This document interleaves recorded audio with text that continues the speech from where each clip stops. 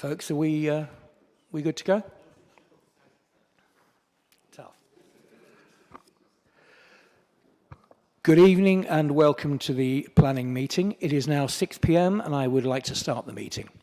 My name's Mike Fletcher and I will be chairing the meeting tonight. I'd like to remind everyone present that this meeting is being live streamed and recorded for publication on the Council's website. There are no planned fire alarms this evening. In the case of an emergency, please evacuate the building using the nearest available exit. I suppose we really only got the two. And congregate at the assembly point outside the college, just down to this side. Okay, so item 1 on the agenda, apologies for absence. Carly, do we have any apologies?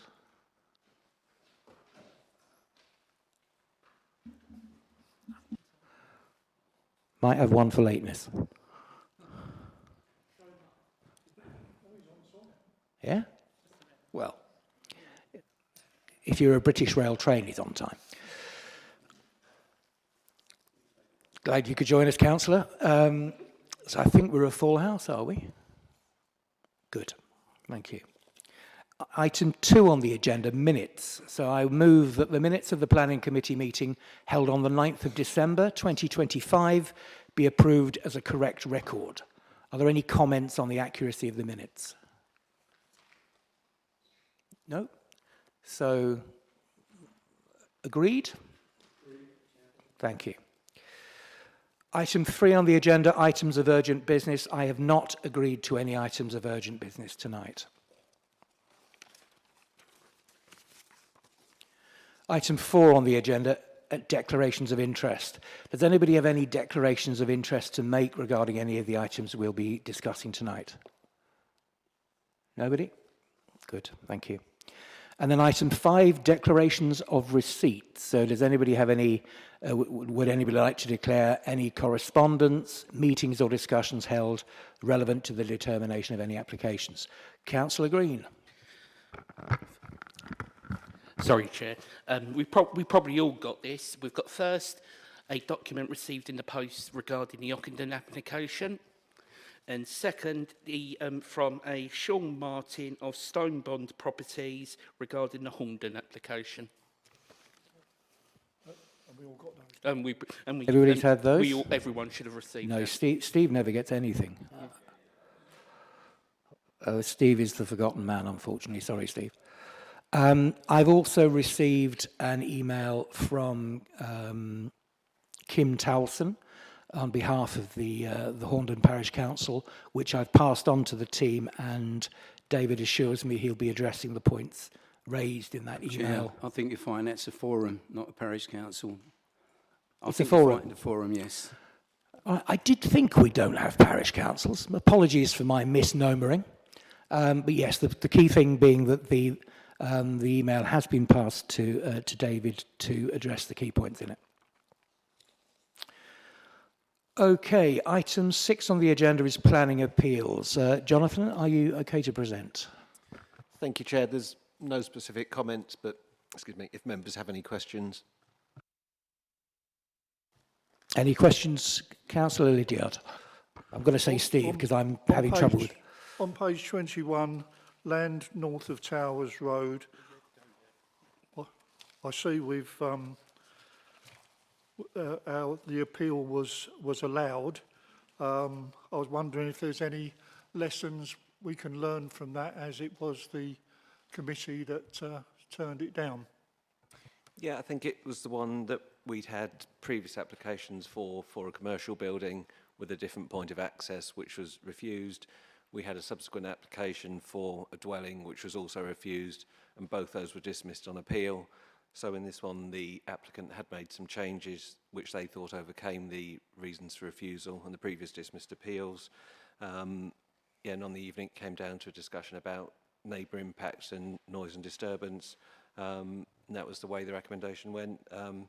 But the inspector allowed the appeal. So it was one of those that was in the balance with members, and in the balance the inspector found it to be acceptable. And do we know yet what costs there will be awarded? We haven't had the costs claim in from the appellant at this point. The application or the appeal was a written reps application, so it was appeal, sorry. So the appellant submitted documents, we submitted documents back, so it shouldn't be unduly costly. But no, at this point, we don't have an idea of the costs. Thanks, Steve. Councillor Kelly. Yeah, thank you, Chair. Just coming back on that one, it was a unique application. I stand by that decision. They were building in a buffer zone. The original intentions of that buffer zone were not respected, so that's why we made that decision. I don't think it was a case of us voting against it because we didn't like it. In my opinion, that buffer zone was intruded upon. So, you know, these things are going to happen on planning, but I stand by that. Thank you. Thanks, Tom. And yeah, I agree. I mean, there are going to be occasions when we will disagree, and hopefully there are occasions. That's what we're here for. But yes, as I understand from what Jonathan's saying, the appeal isn't saying that we took the wrong stance, simply that there were 2 points of view, and the inspector on appeal took the other point of view, in effect. Yeah, the inspector, on the basis of the plans and the application, didn't find it would be harmful to neighbours. Thanks, Jonathan. Okay, so that's planning appeals. So that takes us on to item 7 on the agenda, which is the first of our applications for tonight, and that is 21 to 25 High Street, Grays. Excuse me. So may I ask, oh, hang on, Charlotte isn't here to present the report. No, Chair, it's me. I presented it last time and I'm doing it again. Right, so tonight the part of Charlotte is being played by Nadia. Okay, Nadia, when you're ready, please take us through it. Thank you, Chair. Good evening, members. Members may remember it's only 6 weeks ago this particular item came to the 9th of December Planning Committee with a recommendation to approve. At that meeting, the item was deferred so that further consideration could be given to the applicant to provide some information relating to 3 main points of concern raised by members on the evening. The first was security measures and antisocial behaviour, the second related to parking and highway impacts, and the third related to the potential end users of the hotel, because members wanted to have some further information from the applicant in that regard. So just as a reminder, I will very quickly run through the presentation just to remind you all.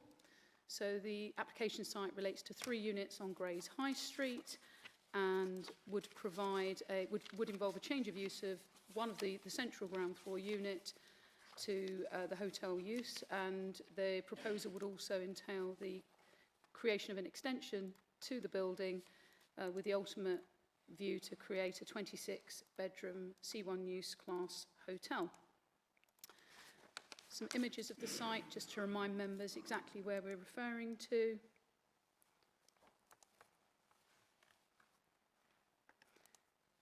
Images of the rear and some existing plans of the property as is at the moment. So following the deferral of the item at the 2 previous committee cycles ago, the applicant has provided some further information. Members in particular wanted some further consideration as to security, particularly in regard to the reception area of the hotel. And further information has been provided indicating that, firstly, that CCTV coverage would be provided throughout all communal areas of the hotel, as well as externally, and the applicant would work with Essex Police in agreeing that and introducing that CCTV provision. And a condition is included in relation to that CCTV system on page 29 under condition 9 of the recommendation.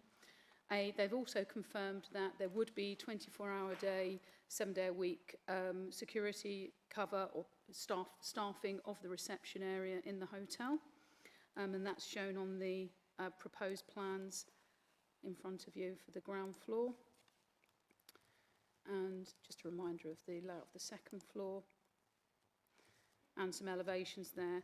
And in relation to the third item, in regard to parking and highway impacts, the applicant hasn't provided any further information in regard to that, but we have also spoken further with our highways team, and they've reiterated their stance confirming that they have no objections to the proposed change of use and would not object to the proposal, but reminded officers that within their response they included a recommendation that the applicant could provide or consider providing an access information pack for guests, advising them where the nearest public car parks were and the parking provision generally in the area. And this informative has also been included within the recommendation. Overall, the application continues to be considered acceptable both in principle and in terms of its technical detail, and is recommended again to members for approval. I'm happy to take any questions if anyone has any. Thank you. Thanks, Nadia. So, any questions for Nadia on what you've heard? No, I think hopefully it meets the specific concerns that were expressed before. So, okay, if there are no... Oh, Councillor Maney. Thanks, Chair. Nadia, it says it will be used for business and tourist short stays. Is there any way we could put something in there that defines a short stay? Because, I mean, if somebody's there for 5 or 6 weeks, I'm just concerned that it will become a bit more of a residential arrangement. I mean, nobody comes to Grays for their holidays, do they? So you would expect to see somebody gone within 2 or 3 weeks. I mean, is that possible at all or not? Through you, Chair. The application, as I said previously, seeks a C1 use class as a hotel. And you'll see that in 3.10 of the report, the applicant advised again that the hotel would not be used for temporary accommodation for social housing needs. It would be used for business and tourist short stays, which is what I believe the councillor is referring to. In any condition that we would be looking to impose, what I often think is the most important thing is the reason for that condition, because that's what a local planning authority would be asked to defend. And I would struggle with a justifiable reason to impose a condition that said, say, for example, this should not be used for permanent residential use. We've already defined the use within the recommendation as a C1 use class use, so I don't see there'd be a need to add a further condition that we could readily defend. That would be my professional view.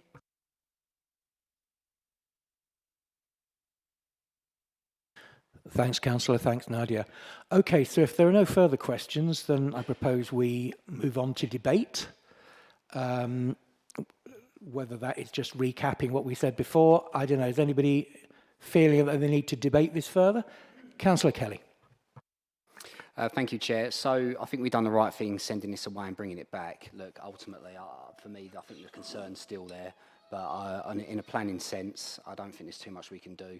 So we're just going to have to hope that this is as we're being told. But there is still concern there. Thank you. Thanks, Councillor. Yeah. Any other comments? Steve. I wasn't here at the first hearing, so I won't be voting one way or the other, Chair. Thanks, Steve. Roy? Yeah, same, Chair. I wasn't at the previous one. I just wanted to clarify, are you allowed to speak and or vote on this particular one that's come back? I will refer that to my learned colleague.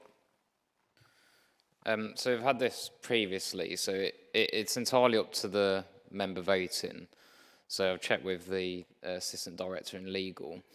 So ultimately you can abstain if you don't feel that you've had enough information. In order to vote effectively, you obviously need to have reviewed the previous committee report, which was uploaded, and also be confident that you've received a thorough enough presentation.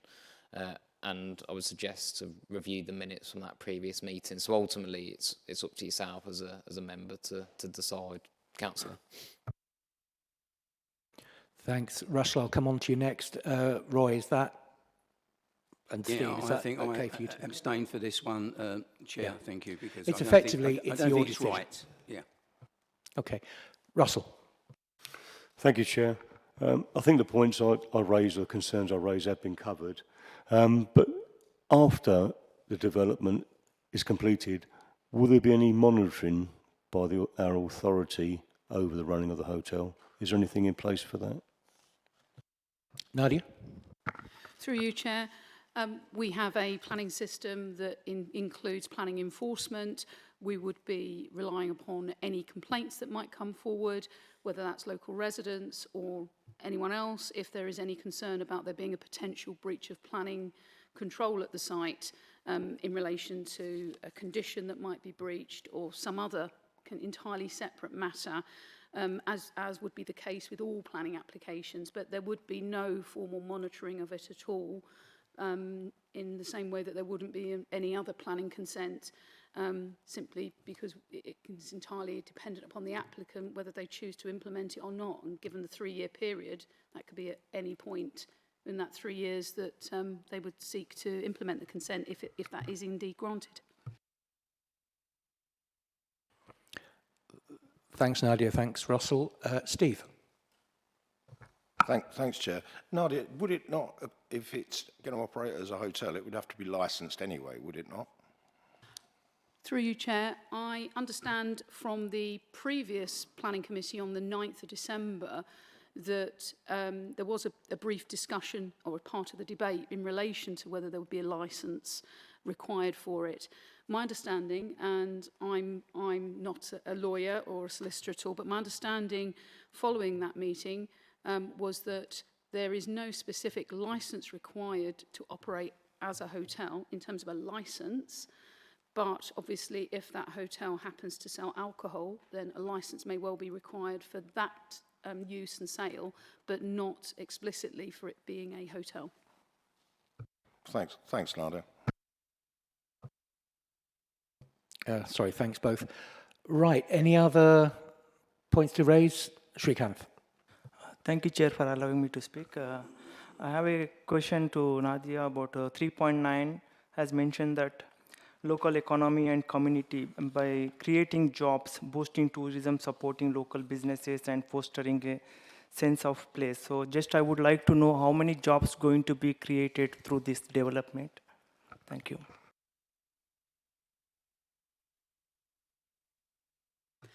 Through you, Chair, if you give me a moment, I'll try to recall. From memory, it was under 15, I believe, in terms of jobs it would be likely to create, but I just want to see if we referred to that in the report. If not, I can certainly find it in the application. Just give me a moment.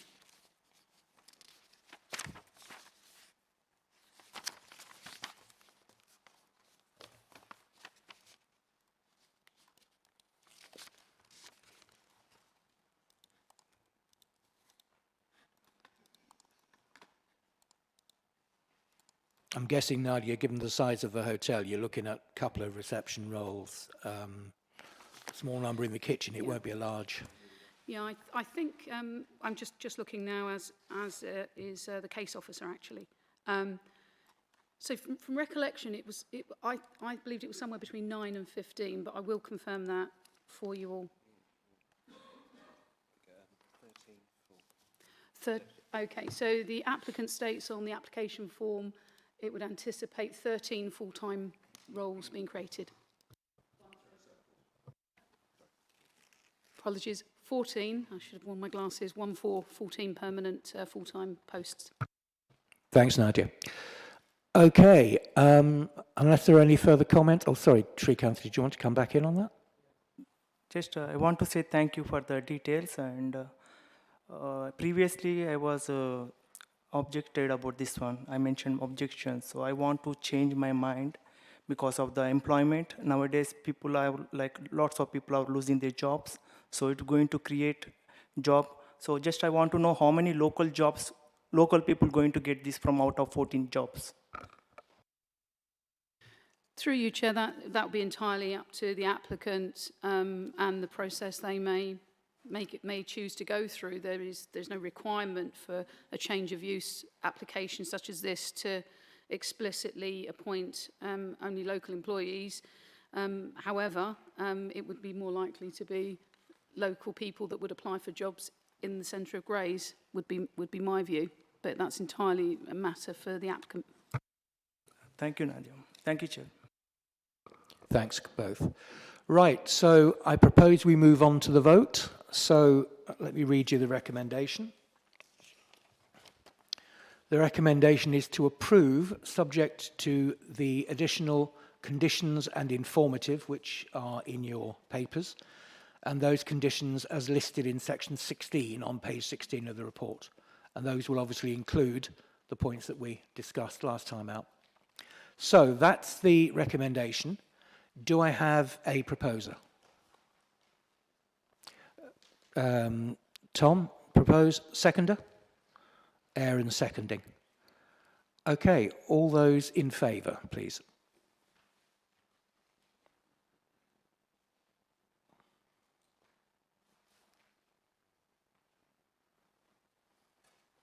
Just make sure Carly can see your hands. Let's not go there again. Okay, and thank you. You can put your hands down now. And those against? And any abstentions? Steve, are you abstaining? Oh, right. And Roy's, so one abstention. Okay, thank you. So that recommendation has passed.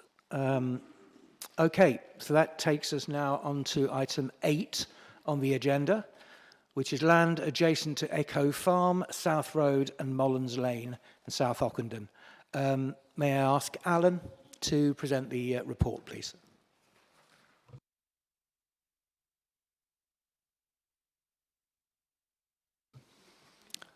Thank you, Chair. Sorry, I'm just making sure we have the presentation accessible. Yes, there we go. Sorry, before commencing the presentation, we just have some clarifications with regards to the committee report. It refers to 34 affordable units being offered on the site by the applicants. They have confirmed now that their offer is 35 affordable units, so the heads of terms will be updated to secure 35 affordable units should permission be granted or resolution to grant tonight.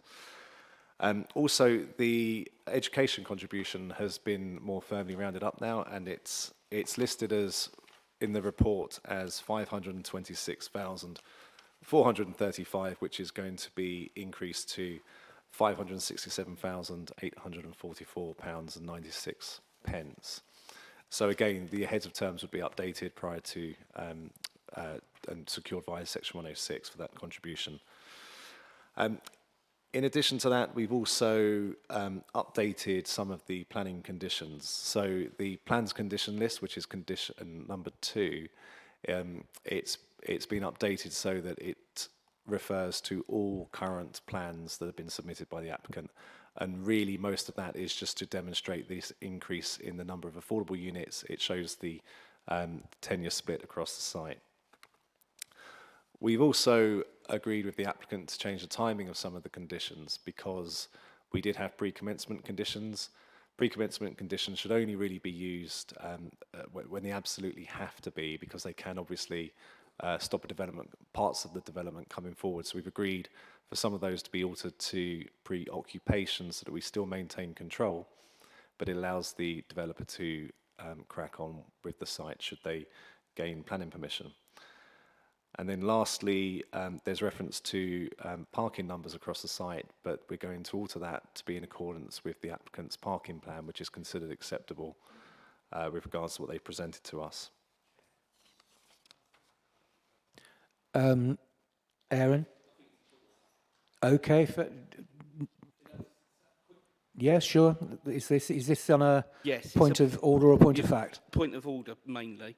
Because of so many changes in the planning committee report this evening and deferring on the information, I'm not comfortable with this continuing. I feel this should be deferred to have a correct report with the correct information on there. So we've got it all in front of us so we can actually look at the information on timely matter. I'm not happy for this to continue as we currently are.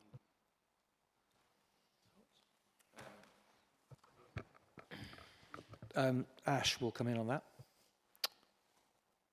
So if committee don't feel they can make a decision because there's too many updates, technically you can request the deferral through the Constitution. Obviously, your reasons are quite clear. So you would have to go and vote on that. So it would be up to the wider committee. I mean, what I would say is it is acceptable for updates to be made, and a lot of these updates are often to crystallise the application and get the application to a better point. And I think those updates that Alan's provided are to get the application into a better position for members to consider. The other thing the committee need to be aware of is, you know, and I appreciate I say this a lot, that the expiry of this is the end of this month. So if we defer, there is that risk that does exist that the applicant could appeal non-determination. I'm not saying they will, but that will be within their gift. I don't know if Alan wants to add anything to that, because obviously he's closer to the updates. Alan, and then I'll come to you, Roy. Yes, thank you, Chair. So, as I was saying, there's a good news story here with regards to increasing contributions, increasing number of affordable homes. The alterations to the planning conditions, we still maintain the control. We are very satisfied that we maintain control over the essence of every condition that is in the committee report. It's really simply allowing for better timings. So we maintain control. No one can move into the development, say for instance, until the sustainable drainage is introduced. But initially we had put that down as a prior to commencement, that they have to enter into a legal agreement which could really delay, genuinely delay, bring this site forward. And there is a developer on board, which is why they've looked at these planning conditions and they're looking at the deliverability of the scheme. And like I say, I've gone through their requests and there's nothing unusual in here. It's simply regarding the timings of when they need to submit and when we need to agree things by. But all the conditions remain as per the committee report now. Thank you, Alan. Roy? Yeah, thank you, Chair. I just wanted to clarify, you know, basically the thing with the S106 or car parking could have been questions that we could have put forward to Alan. And, you know, I mean, actually, I read there's 2 car parking spaces plus per dwelling that was on the agenda. So that would have been a question that would have been asked. So, and the other thing with 106 money, so I think Alan's clarified that realistically there isn't much difference there that we, as to defer it, I think we should, you know, my feeling is to go ahead with it. Thank you. What I'll do, folks, is I'll put that one to the vote. I think Alan's given a good, clear explanation of the nature of the changes, and it's for you guys to decide whether those changes are material enough for you to want to reconsider the application. So, Aaron, you're proposing to defer. Do I have anybody to second that proposal?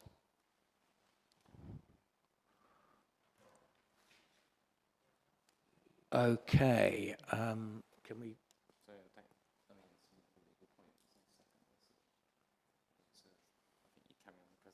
So yeah, sorry about that, Aaron.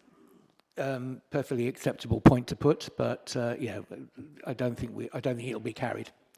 Not a problem. So, Alan, was there anything else you wanted to? Because I appreciate we paused you during your presentation. So, do you need to? Is there anything else you need to cover off? I guess there probably is. So the parking spaces is a very good point, and the parking condition as in the committee report referred to a level of parking spaces which is actually very generous considering the number of apartments on the site. So the parking provision is less than that. It is 128 spaces is my understanding for 69 homes.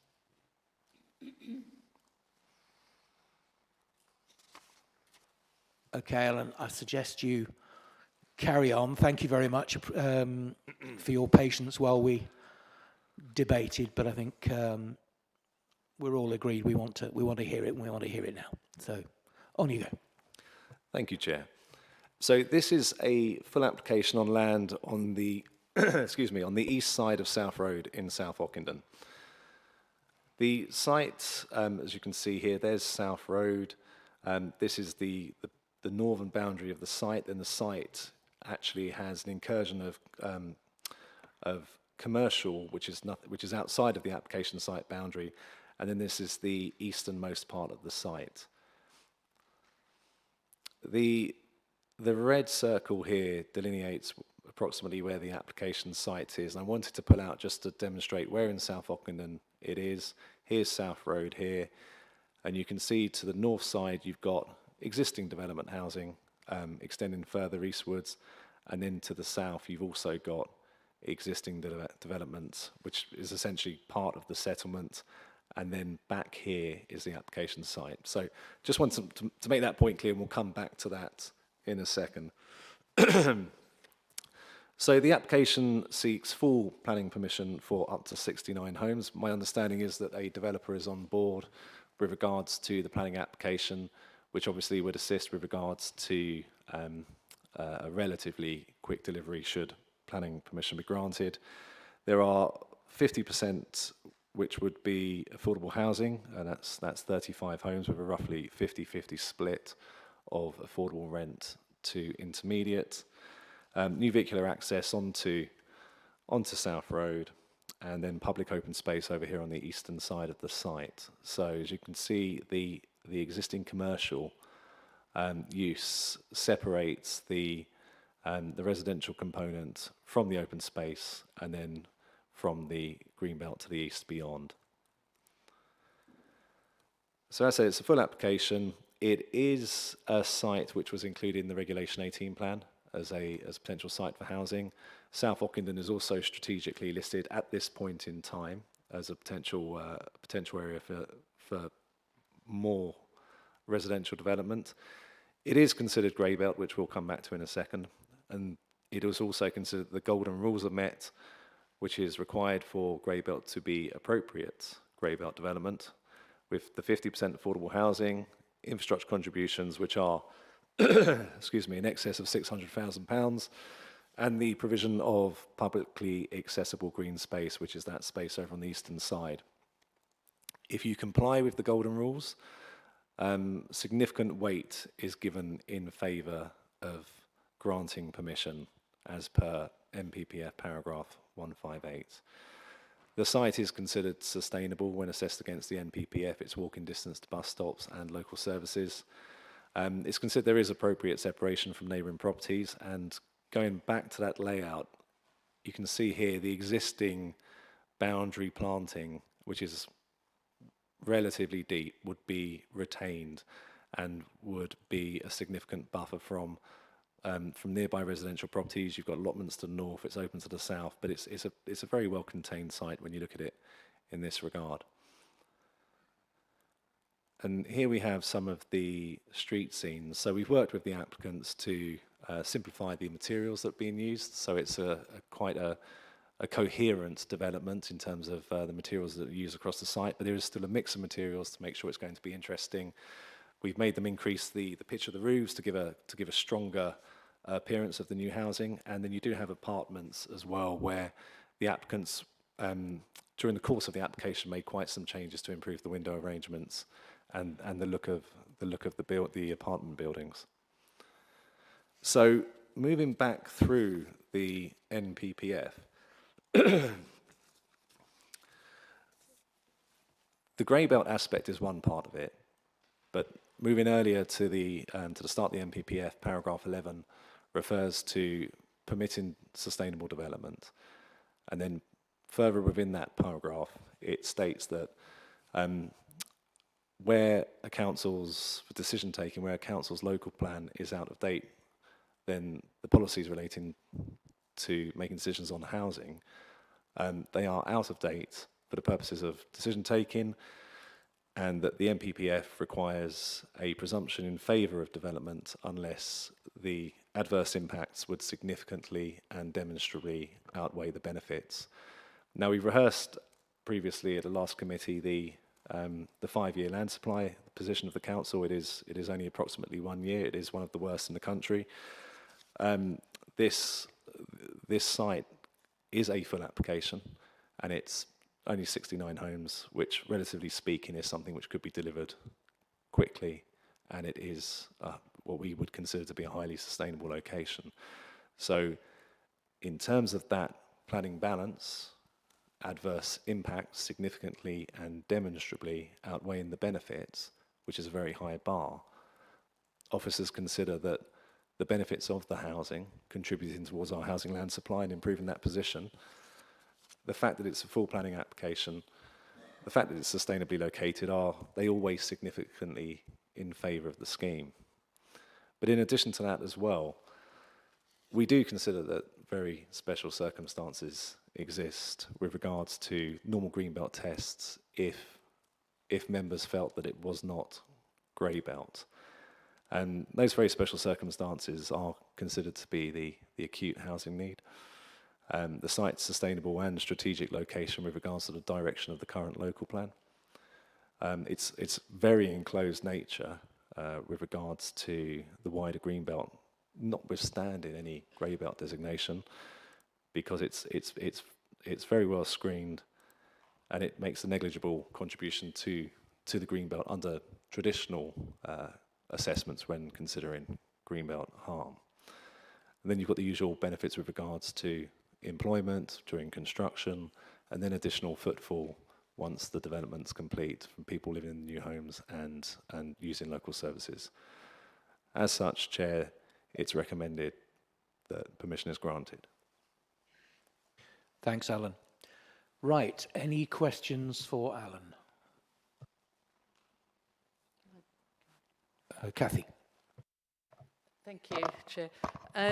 Just reading through the reports, in the renewable energy section, normally it says at least 20% of energy needs should be through decentralised renewable, but in this it says 10%.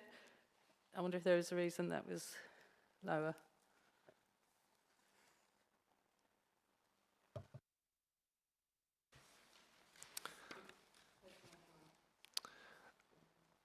So there is a commitment from the applicant with regards to providing at least 10%.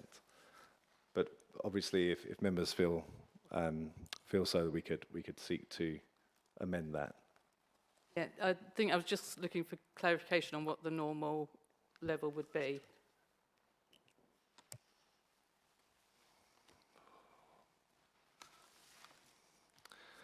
Just bear with me, sorry.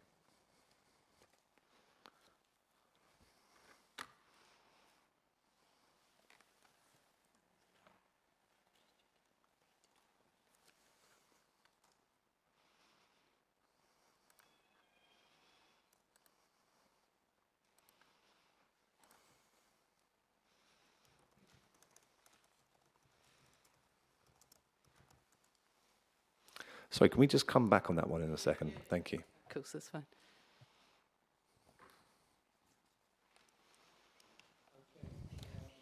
Thanks, Kathy. We'll come back to that one. Russell, I think you're next, and then Roy. Thank you, Chair.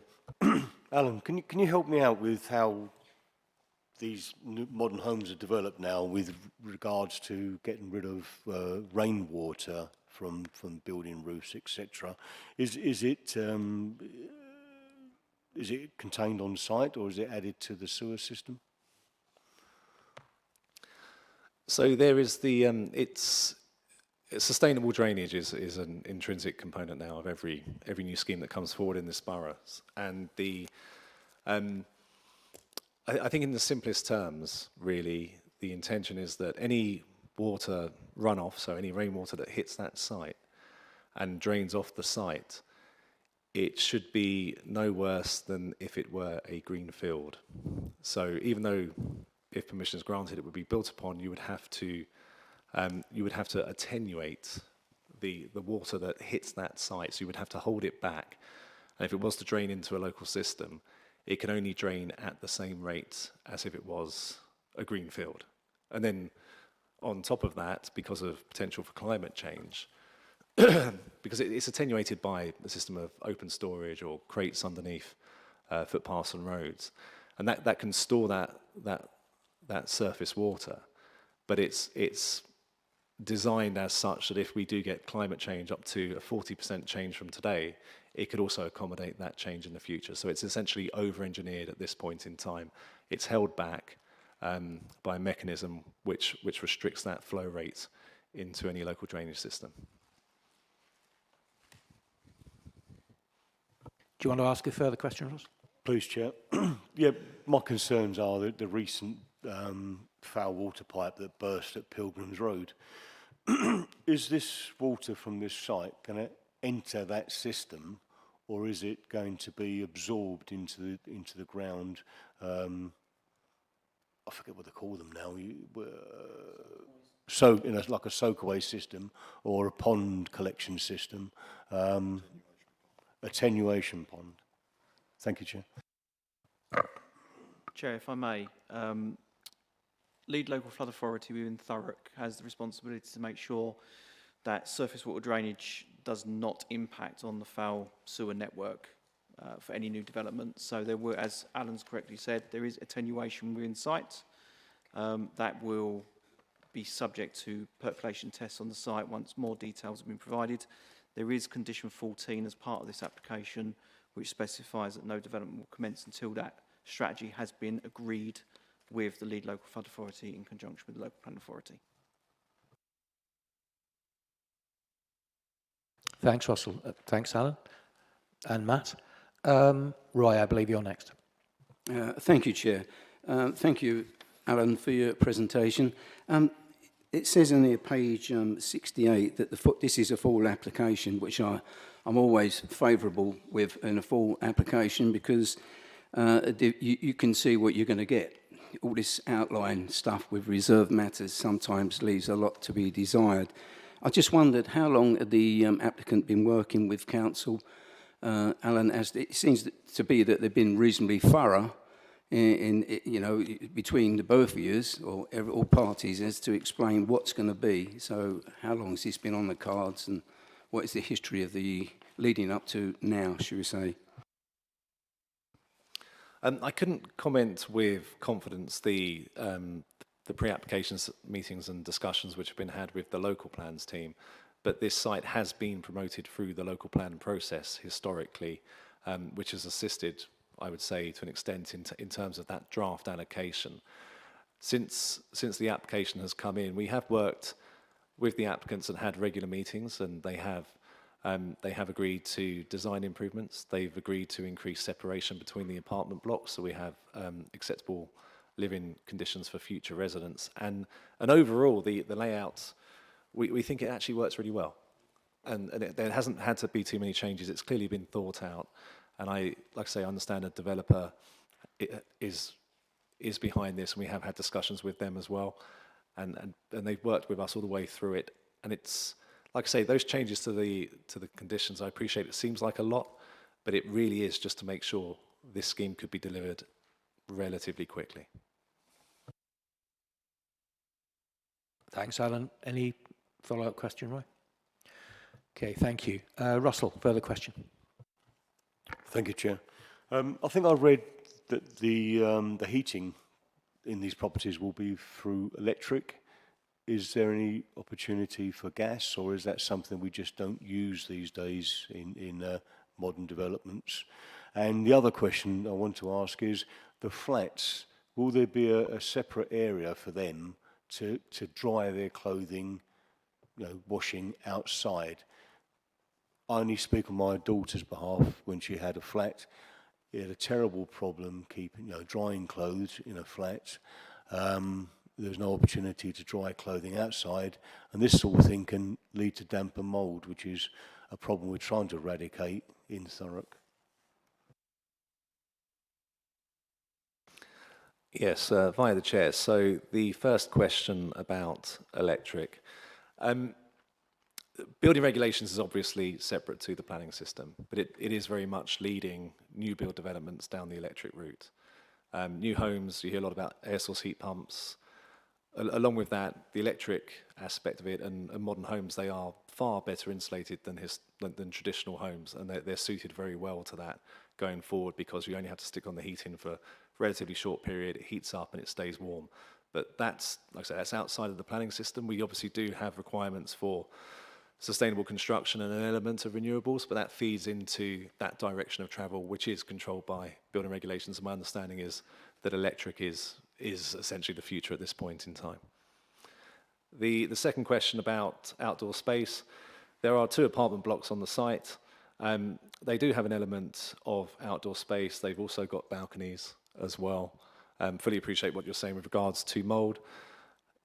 And again, modern homes have to have minimum ventilation requirements. That's trickle vents, natural ventilation outside of opening your window, which again falls into the realm of building regulations to make sure that you will not have the build-up of mould, provided you live, appropriately in those properties. But there is a lot of control which exists outside of the planning system on that. But with the addition of the balconies, you do have that option for outdoor drying of clothes.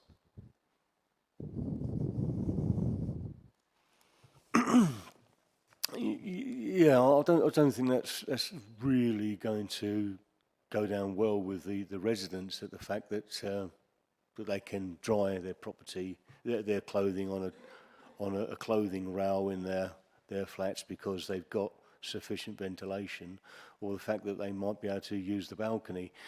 Is there just nothing designed, no thought put in place that they can dry their clothing outside in a properly defined area, which you would have in your own back garden if you had a house?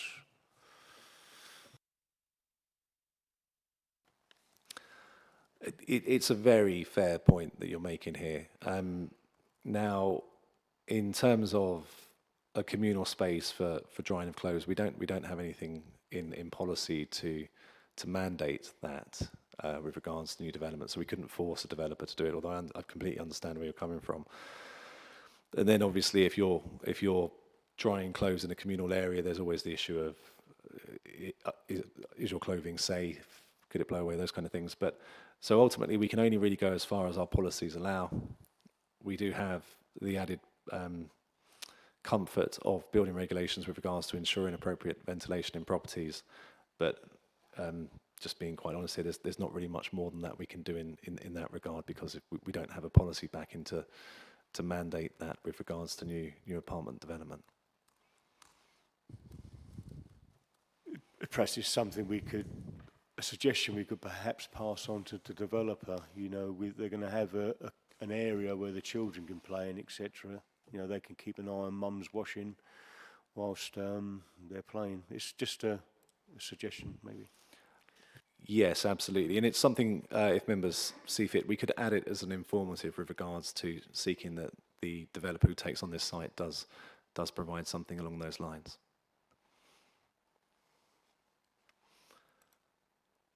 Thanks, Russell. If there are no further questions, I've got just a couple for you, Michelle. But before I do that, do you have an answer for Kathy? Yes, Chair. So it is indeed 20%, and and absolutely members can require that in the planning condition.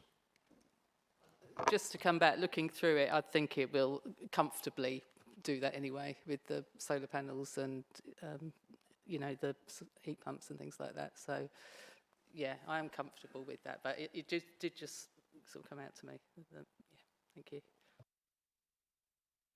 Thanks. I do think, though, Alan, this does underline the importance of having the updated version of that certainly coming out of this process, because obviously there are one or two details in there that are either out of date or not quite, and we want to make sure that the conditions we're holding the applicant to are exactly those that we want rather than approximately. Yes, Chair, understood. A couple of questions, if I may. So the open space, the green space to the east of the site, you've got the existing commercial area down the middle. What measures are in place to make sure that that sort of green area isn't isolated and as a result possibly neglected or underused?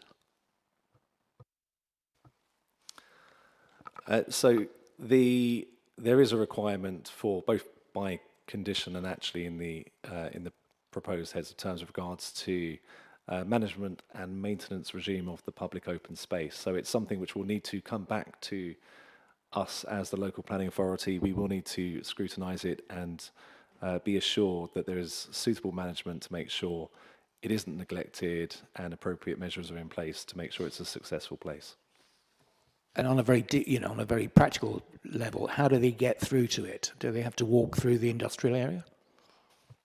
No, Chair, they don't. There is a footpath that's showing on the southern side of that industrial area, which gives, and it's a very wide margin as well, so it's actually quite welcome, and it's not a narrow slither of land that that residents can get round to use it. And it is a substantial parcel of land as well. Yeah, sure. Kathy? Just to follow up on there, I mean, it's nice to see that green area at the back there. Will that be accessible to residents of Mullins Lane and surrounding places? Yes, that's correct. There is actually a path showing that would link through, or has the potential to link through to Mollard's Lane. And just one final question, if I may, Alan. So you mentioned the condition regarding drainage. I think you mentioned condition 14, and I think this was in relation to Russell's earlier question. Now, is that the condition that we're saying the timing is being changed on that? And if so, are there any risks involved in changing that timing? I suppose, first off, am I to understand that they will be allowed to start without that plan being in place? And if so, what are the risks? So yes, Chair, so it's not actually condition 14, the applicant is happy with that. It's condition 15, which is the adoption of the SUDS features, that's the sustainable drainage.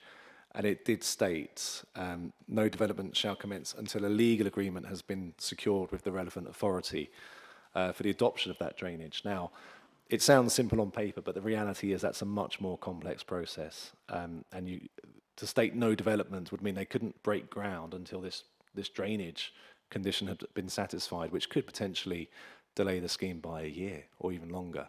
And it's only right, therefore, that we changed the trigger on that. Still the same condition, but it states prior to occupation. So they could not get those homes occupied, which, presumably you couldn't sell those homes until the drainage strategy and solution had been drawn, engineered, designed, and in a legal agreement to be adopted. Being a bit of a prophet of doom, so you could, worst case scenario, end up with a development of houses that you can't use if that SUDS plan weren't acceptable. Yes, by virtue of this condition, yes. Thanks, Alan. Sorry, I do find that slightly concerning, but I appreciate that you're trying to be flexible with the applicant. Any further questions, or do we go through to debate? Steve and Russell. Anybody else? Thanks, Chair. Yes. Thanks, Alan. Just something that you mentioned when you were going through your presentation, and you said about Thurrock having one of the worst supplies in the country of housing. And interestingly, I read something recently that said London has consistently produced less than 1% of what it should produce. So I'm wondering how dangerously close to that we might be in your list of worst and best, because I don't think we're anywhere near that. Thank you. So I'm not sure where that statistic has come from. Obviously, this isn't London. In my experience as a planner, the London plan, London is controlled planning-wise by the London plan, and they've always placed housing targets that they've known would never be achieved in London. It's just a fact. It's been a fact for 20 years. The 1% figure, I'd need to see the source of that before making any comments on it. Our housing land supply is approximately 1 year. Obviously, it hovers, but we've not had a lot of applications of scale come to committee. I appreciate there's some larger, there's some much more strategic sites, but it's sites like this, 69 homes, which is a really sweet number in terms of looking at delivery relatively quickly rather than all the infrastructure that needs to go in on a lot of other bigger sites. But our housing land supply is approximately 1 year. That is very bad. I know that Hertsmere had 1.05 years about 2 years ago, and that was deemed to be the worst, and we are lower than that.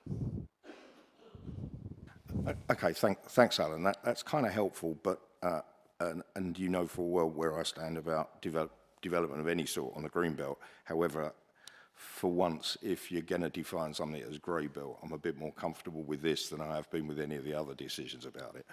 But I just find that when people quote those kind of statistics, that we've got one of the worst in the country, it almost sets the scene for everybody, and it perhaps sometimes has an unbiased or a biased influence on the way it comes across. So that was why I was questioning it. And I will dig out the article that I've found. It was only within the last month or so, and I'm sure I've got it at home. I'll dig it out for you anyway. But thanks, Alan. Thanks, Steve. Russell and then Kathy, and then I think we'll move on to the debate. Thank you, Chair. Just thinking about this SUDS situation and the soak away of the water, that green space area, could that not be the water diverted there into a pond, or to also add to the biodiversity of that particular area? Is that something that's considered? Chair, if I may come in at that point. So if you look at condition 15, it does state 3 potential options for the applicant to take with regards to the adoption of the SUDS.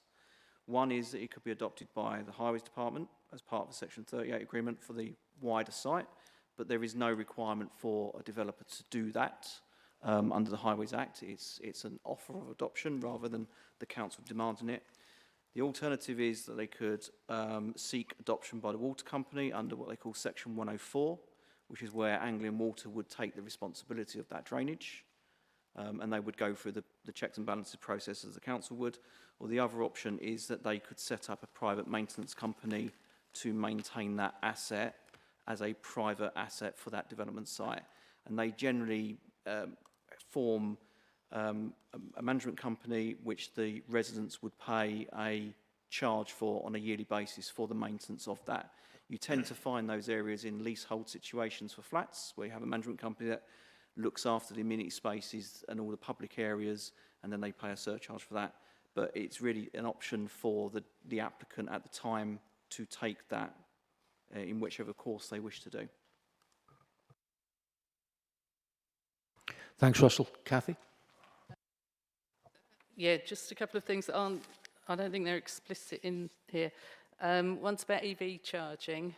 So will each house have a EV charger fitted, or is that not, do we not know at this stage? If I can come in at that point, Chair, as well. With EV charging, the building control regs currently state if it's an off-street parking space within the plots of the property, then they have to provide that as part of the building. We have, I believe, specified that under the parking standards for communal parking areas such as for the flats, that EV charging facilities would be provided as a visitor space that's unallocated to any particular property, so anyone can use it. And the council has got its own EV provider that can provide that charging facility. So it's on the same as the rest of the Thurrock network. That's fine. It's just, I don't think it's explicitly said in the report, so again, might be added. Okay, thank you. Thanks, Kathy. Right, so let's move on to debate. Who would like to kick us off? Any thoughts on the development, strengths, weaknesses? Does anybody have anything to say? Aaron, then Russell. Thank you, Chair.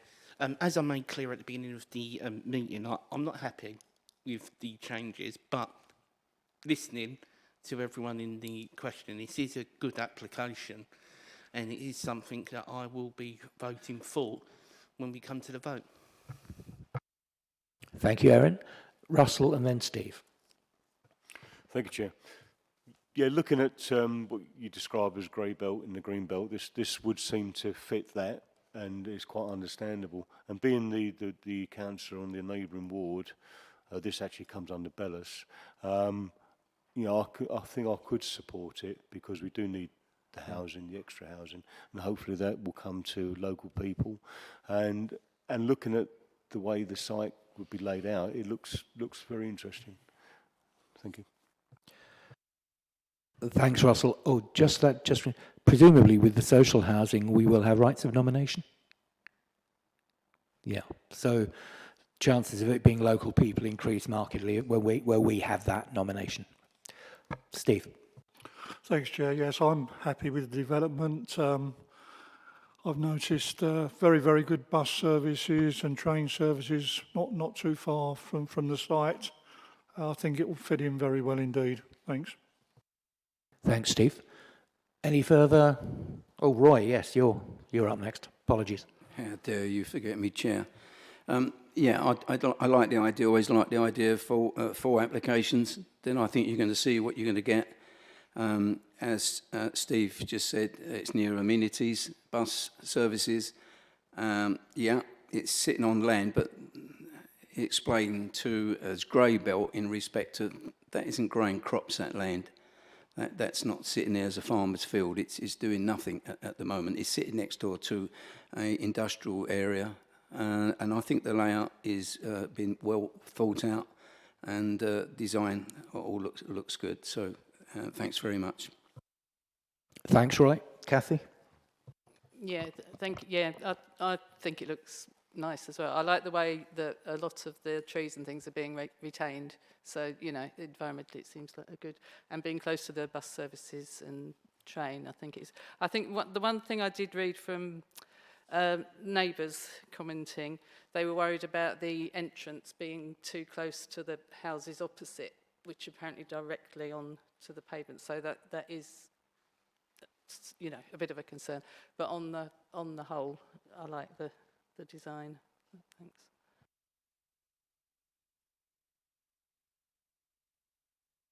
Okay, is that anybody else?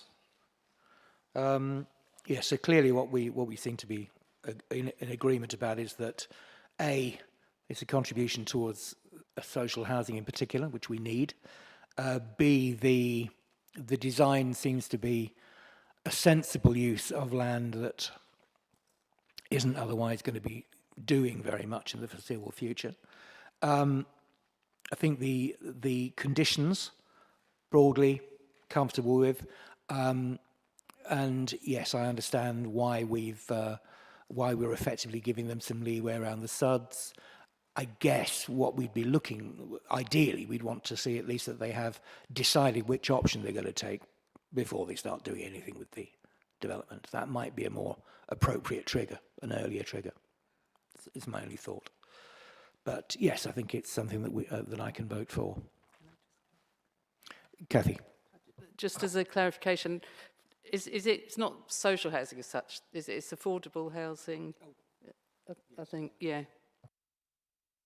Yeah, no, that's a very good point. Thank you, Kathy. How much of that affordable housing is social, or is it just affordable full stop? It's a mix of affordable rent and intermediate. Thank you, and thanks, Kathy, for picking up on that one. Steve. Sorry, Chair.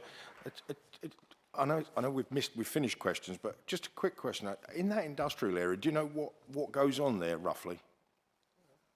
Any idea? So, Roy, do you want to answer it? I think you find that there's a van and vehicle hire company there. That's one of their sites, and various other little workshops and things. Thanks for that, Roy. The one thing that just suddenly crossed my mind, were we going down the avenue of saying, yeah, this is a great idea, and then it being slapped up next to something that makes horrific noises 24 hours a day or something, but it sounds like it's not. So. Thanks. No, it's a fair point. So it's not heavy industry. Okay, so I suggest that we move... I'll switch myself off, maybe prematurely. We'll move on to the recommendation. I'll read out the recommendation that the Chief Planning Officer be authorised to grant permission for the development, subject to those items set out in Section 16 of this report, including completion of Section 106 obligation agreement in according with the heads of terms as set out in Section 16.1, and B, conditions, and if the freeholder shall fail to enter into such an agreement, the Chief Planning Officer shall be authorised to refuse permission following the expiration of a 6-month period from the date of Planning Committee. So, do I have a proposer? Aaron, I think you had your hand up first. And a seconder? Steve. All those in favour?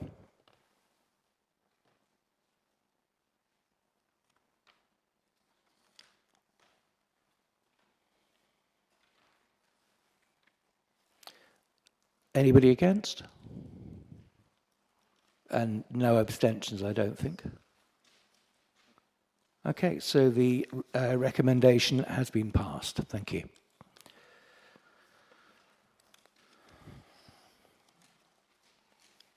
Right. Okay, that brings us on to item 9 on the agenda. This is land south of railway line and north and west of Southend Road, Corringham, and I believe it's David Stewart to present the report. In your own time, David. Thank you, Chair. I'm just trying to gain control of the screen.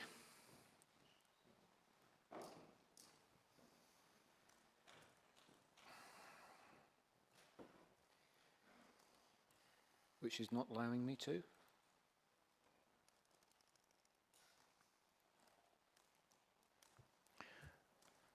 Do we have any technical whiz kids, or is David going to have to mime it? Well, first, Chair, if I can start by giving 3 further points of information that have arisen since the report was written. The first is that I have, as of yesterday and this morning, received 2 further letters of objection. The objections refer to flood risk, traffic, pollution, and alteration to the character of the area. Those are all matters which are considered in the report, so I'm satisfied that we've covered the points raised by those additional letters of objection. The second is that I want to report an alteration to one of the conditions. It will be condition 24, and I won't raise it now, the detailed wording, but I'll raise it as part of the main presentation. It's really relating to controls over when the new link road through the scheme will be fully operational, and it relates to numbers of houses, etc. But I'll come to that as part of the presentation. And members will not be surprised to see that there's been a lot of further negotiation and correspondence between Anglian Water, the LLFA, and the applicants' drainage consultants over the matters raised in the report. And again, I'll report those points as I go through the scheme. But first, if I can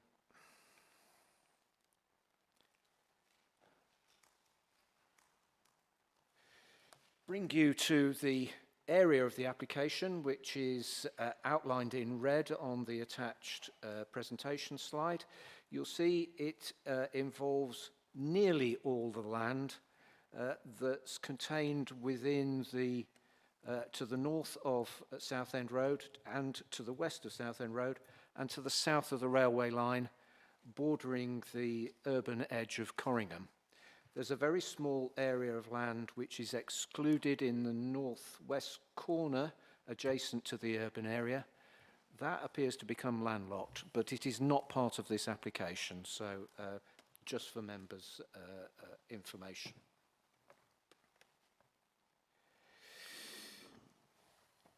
Members should also note that the application site does not include the playing fields of the local football club, which borders Southend Road itself. Their land holding remains unaffected by this development proposal.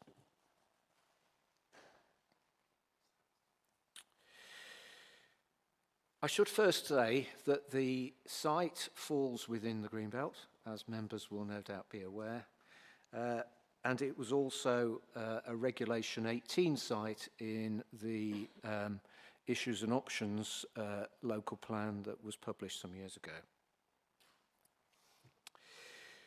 The application is in outline. It seeks permission for the use of land for up to 412 dwellings. Also, the provision of a food store of up to 2,000 square metres in size, the provision of a care home, and the provision of land for a primary school. So the main land use that is being applied for is residential, and those residential areas are shown in yellow on the attached slide. In the northwest part of the site, members will also see land for a primary school, which is where my cursor is currently pointing to. That land is sufficient to accommodate a two-form entry school in the longer term. In the northeast corner of the site and bordering the railway line is the proposed location of a new food store, and immediately to its south, the provision of a care home. There are two access points into the site, one on the southern portion of Southend Road, again where my cursor is, and the other, which I refer to as the northern access, close to the food store site, again where my cursor currently is.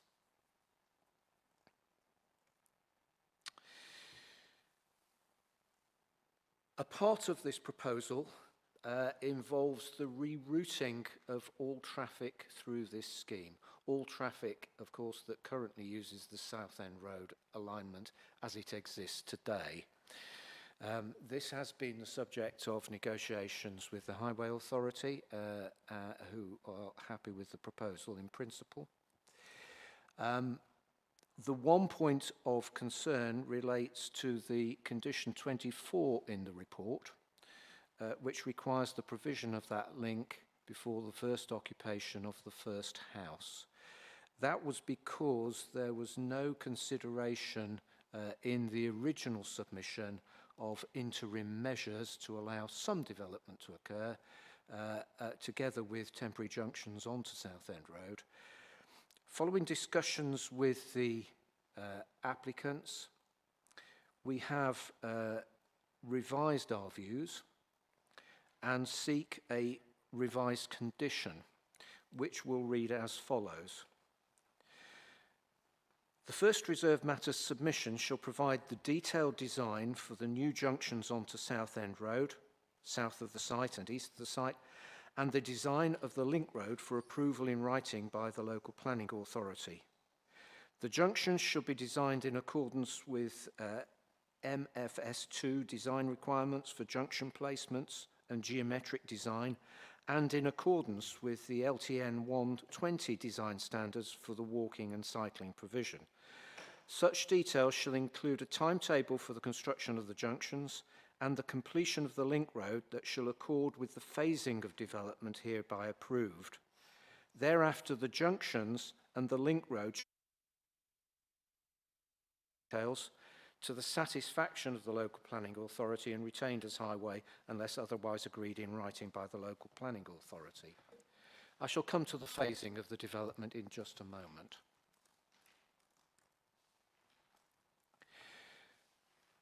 I have, just for information, inserted a slide of the illustrative layout of the scheme that was approved at the 9th of December committee, which is the parcel of land immediately to the south of this one. That was the Southend Road Lampett's Hill site, which members approved in outline in December. The parameters plan does go a little further in discussing density and heights, with the overall height constraint, or containment, I should say, being 3 stories on certain parts of the development, but the majority of the housing scheme will be a traditional 2 stories.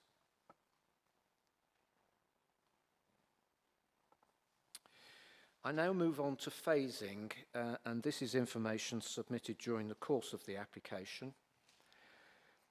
The applicants propose a first phase of development, which is land which adjoins the Corringham urban area and is coloured orange on the attached plan, which will provide 131 dwellings and deliver the school site for the local authority. Phase 2, which is the purple land, is land which runs parallel to the railway line stretching eastwards as far as the existing Southend Road, and will provide a further 218 dwellings and food store and care home. And the last phase, which is the south-eastern part of the site, will provide another 63 units, and that's on land coloured green.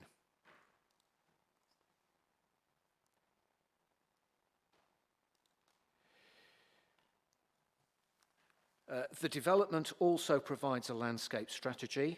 There is a fair extent of land which is set aside for both semi-natural and an amenity space, as well as ecological areas and attenuation areas for surface water runoff, again, which I'll touch on in a moment. The details that committee is being asked to approve relates to the two proposed means of access.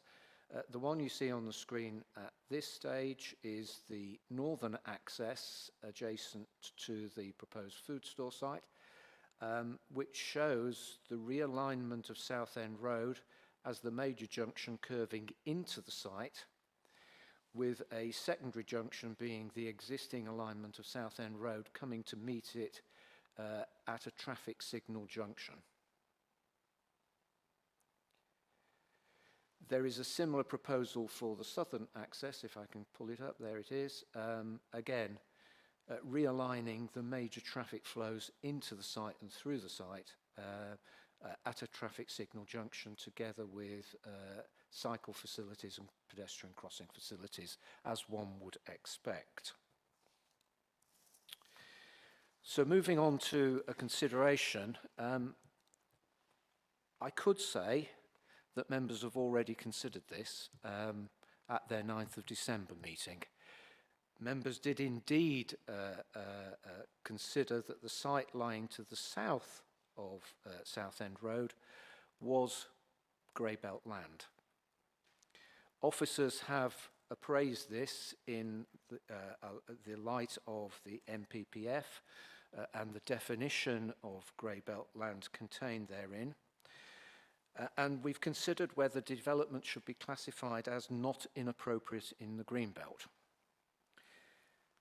In this respect, both paragraphs 154 and 155 of the MPPF apply. Paragraph 154 identifies exceptions to inappropriate development, and this scheme does not comply with any of those exceptions. However, when we move on to paragraph 155, 155 introduces the concept of development not being inappropriate on grey-belt land where it would not fundamentally undermine the remaining green belt. Now we have to turn to the definition at the end of the MPPF, which assesses whether the land is grey belt or not against purposes A, B and D of green belt designation. Well, purpose A relates to preventing urban sprawl, and the planning practice guidance, which provides further information for local authorities and decision makers, states that land can only contribute moderately to containment of urban sprawl where a site is likely to be adjacent or near to a large built-up area, as this site is. It has physical features in reasonable proximity that could restrict and contain development. This site does. To the south, it has the existing Performers College and the Mossbourne Academy. And indeed, members have recently approved a scheme which will provide residential development on land to the south. To the north, there is a significant infrastructure constraint which will contain development, and that's the railway line. To the east, there's also the existing Southend Road, which again is a viable barrier to prevent and contain development to the land concerned.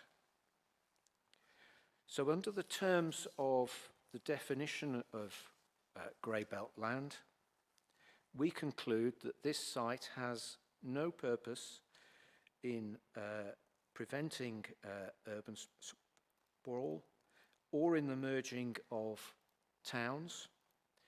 And as for purpose D, Corringham is not a historic sound, therefore criterion D doesn't apply.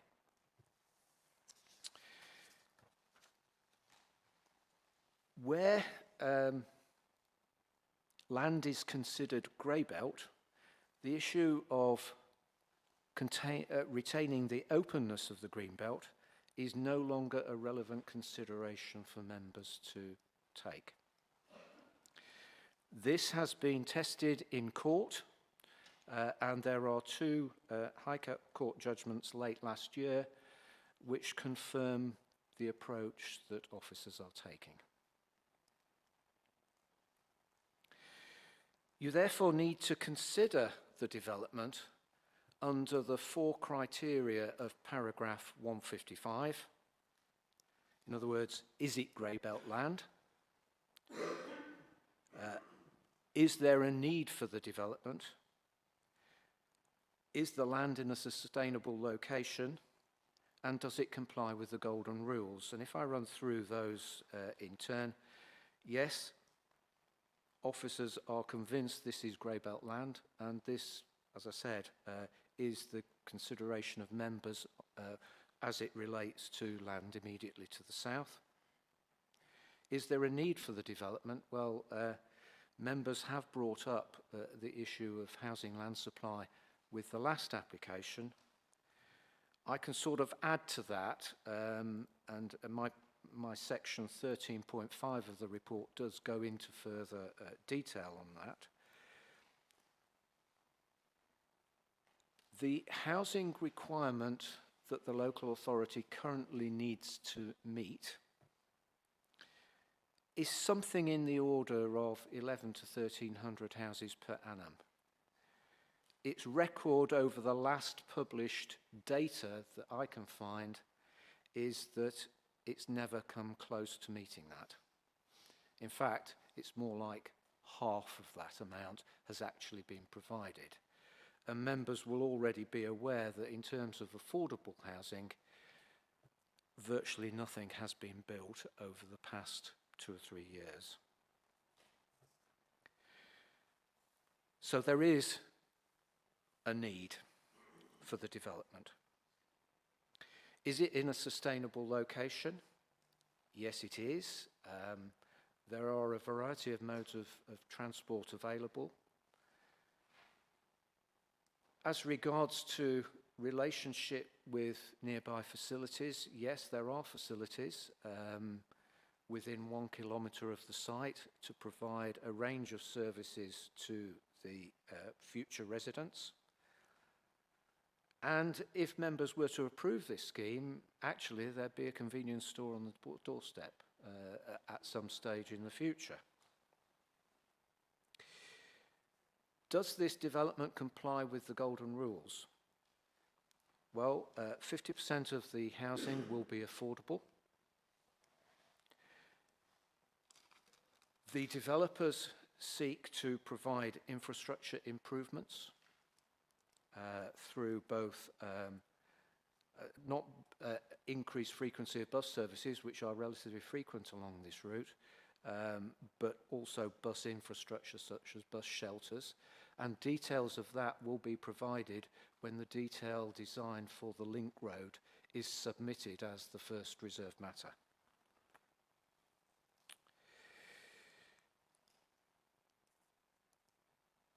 So yes, it does comply with the requirements of paragraph 155, and significant weight needs to be given to that.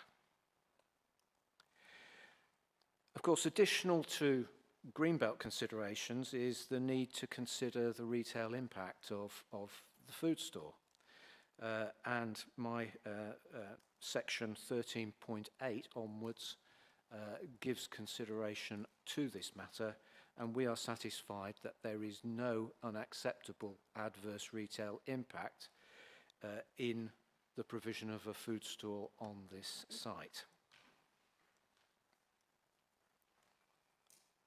Now, I've talked briefly about transport, and I'll leave any detailed questions for Matt to answer. In terms of other matters, we do have Education Department agreement to the proposals in this scheme, and the proposals are not only the provision of land for a new primary school, but also contributions for the provision of primary places, which is required as part of the development. There's also agreement to provide NHS contributions that have been requested, and officers are satisfied that these requirements have been met. I thought I should touch on flood risk issues and in particular drainage. There are two aspects. The first is surface water and the treatment of surface water on this site. Now, the applicant's agents have provided, consultants have provided a detailed report on how they intend to tackle the treatment of surface water runoff. They've identified all the major areas that they can deal with, such as rainwater collection. They've also confirmed that they can discharge surface water into attenuation basins and attenuation tanks where necessary underground, and that the rate of discharge will equate to greenfield rates in the future. Now, some of that information has been added to during the course of the application, and these have been fed both to Anglian Water and the LLFA.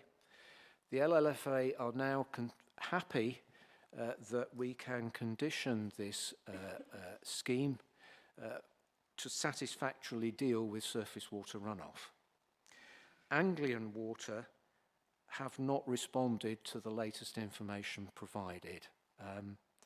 We have therefore placed a condition on this recommendation that proof of acceptance from Anglian Water needs to be provided as part of the development. In terms of foul water, Anglian Water did object originally, saying that there was no connection to foul sewer. That has been changed. The applicants have recently been offered a point of connection, slightly away from the site, and the applicants are currently looking at this, waiting to confirm that. Again, we've asked for proof of connection in order to cover that aspect. And that's really where I'd like to leave it, members. If there are any questions, very happy to answer. Thanks, David. Before we get on to asking David any questions, we have one statement that's been submitted, which is a statement in support of the development. And now, I think it's on behalf of James Bompas, but is it, James, are you presenting it yourself, or is a colleague of yours presenting it?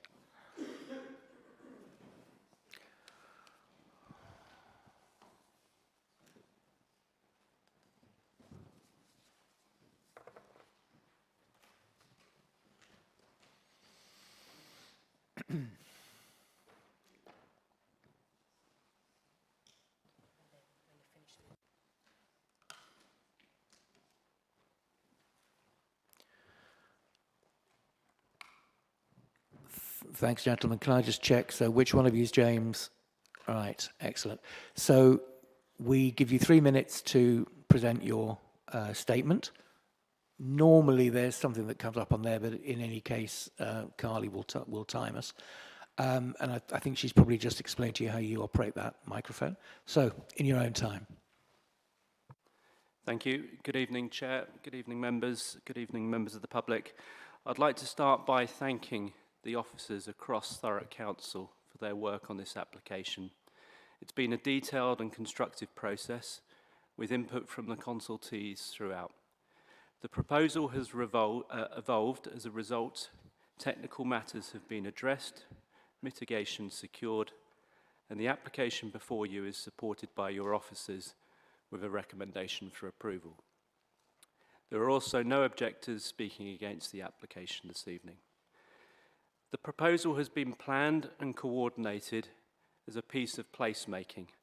Members will be aware of the local application having been approved immediately to the south last month, and this to an extent is the other half of those proposals. Housing, employment, education, care, retail, and infrastructure all being brought forward together, not in isolation. That integrated approach is central to the scheme. Your officer's report properly recognises 3 things. Firstly, that the site is in a sustainable location, well related to the existing settlement, and in a position that is also reflected in the emerging plan. Secondly, that it delivers substantial public benefits, including 50% affordable housing, a new school site, a food store, care provision, transport improvements, and accessible green space. Thirdly, that it's deliverable, with a clear phasing strategy and infrastructure planned alongside the development. We particularly welcome the officer's conclusions on deliverability. The scheme is underpinned by realistic assumptions, phased infrastructure, and strong market interest in both the residential and non-residential uses. That provides confidence that the benefits that are being asked can and will be realised. In summary, we agree with the officer's assessment and the recommendation before you. We respectfully invite members to endorse it and allow the scheme to move forward. Thank you for your time. Thanks, James. Right, well, we've got James here. You have the opportunity, members of the committee, to ask him any questions you want on points of fact. Does anybody have any questions? Oh, okay. Well, thank you anyway. So, James, if you wouldn't mind retaking your seat, thank you very much. So, we will go back to the presentation, and Aaron.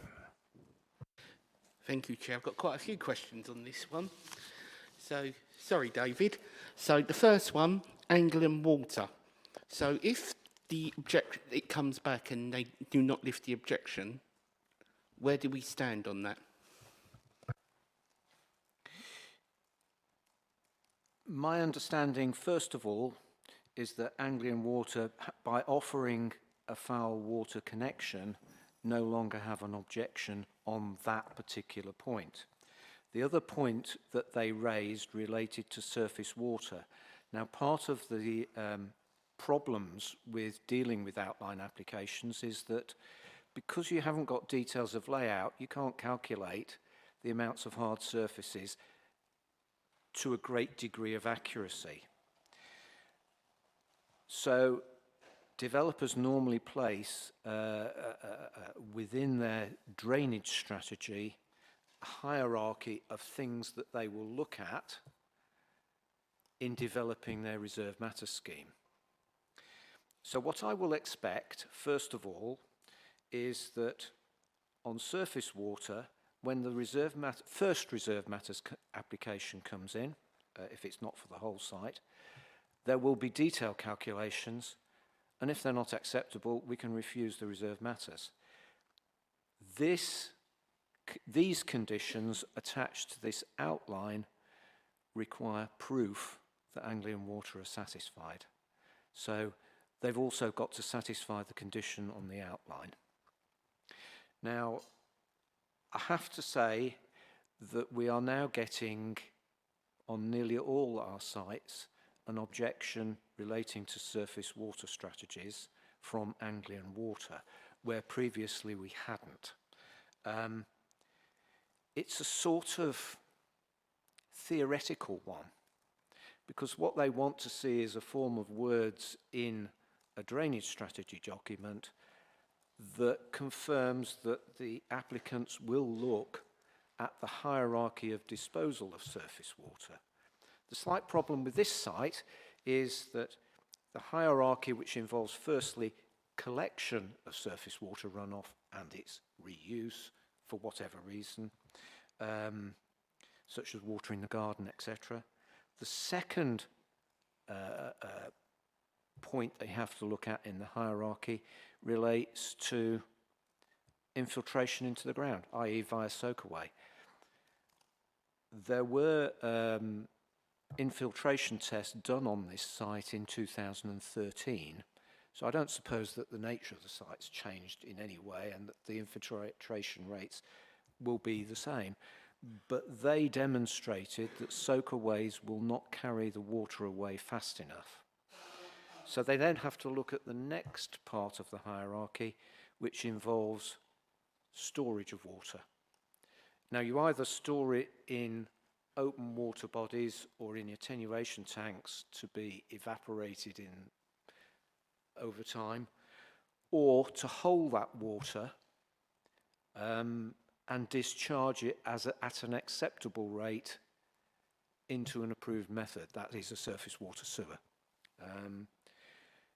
What this scheme has said is, yes, of course we'll comply with the hierarchy, and we have specifically looked at storage of water on site and have developed their scheme to show further details of this.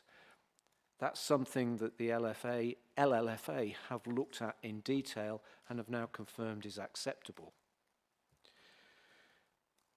But Anglian Water haven't yet responded, and they were asked to respond in the middle of December. So that's the situation. So we are covered, first of all, on that point, and it will be revisited in any event at the first reserve matter stage. Thank you, David. And if you actually look at the site, I've actually got it on Google Maps at the moment on my iPad. The site is surrounded by bushes and trees. Are they being removed, or are they staying there? Yeah, there's a network of fields, really, and each field is surrounded by vegetation, hedgerows, and the odd trees. That network of hedgerows and trees are largely being retained. I should say that along one of the hedgerows there's a drainage ditch which actually goes under the railway to the north, and that's being retained as well. Thank you. And just a last question, Chair. Infrastructure. So this is being done on phases. So part of the planning, if it did go through, would it be the point of they have to do it when they get to phase 2 and it's in the agreement? Yeah, the details of the section 106 will actually identify trigger points.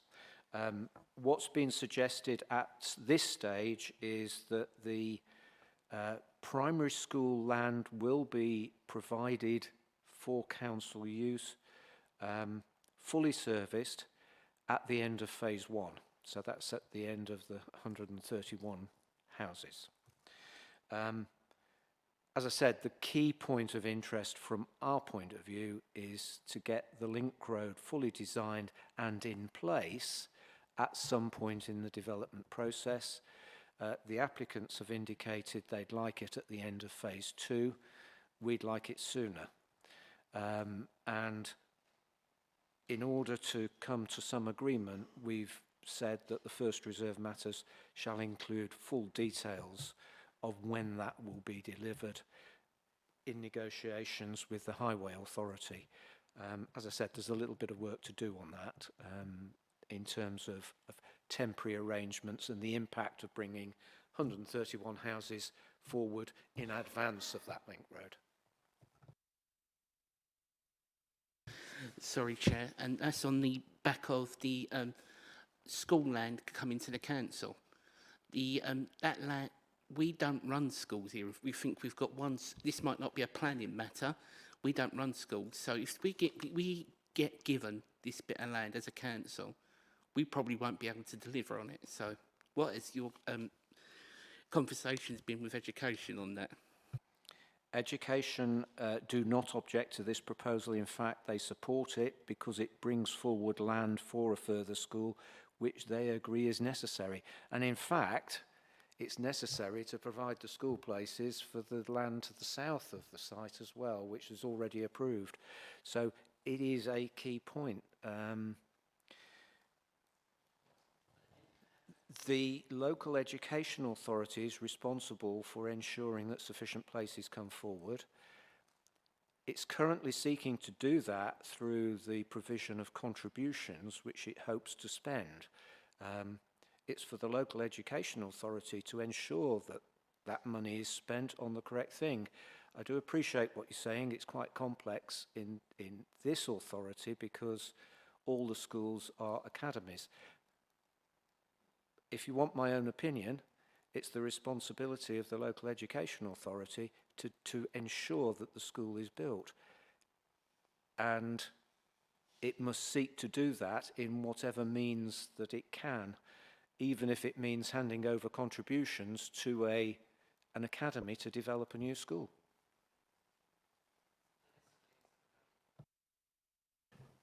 Thanks, David. Thanks, Aaron. Kathy's next, then Roy. Yeah, thank you. I've got a sort of lost where I am now. I'm a bit concerned about the siting of the shop being. Is it a sort of Lidl-sized shop or is it smaller than that? At 2,000 square metres, you can call it a supermarket.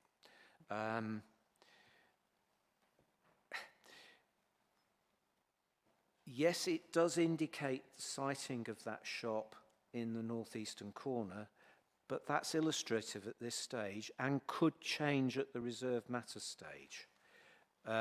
Or it could change in light of councillor comments at this committee, should councillors feel it should be in a different position.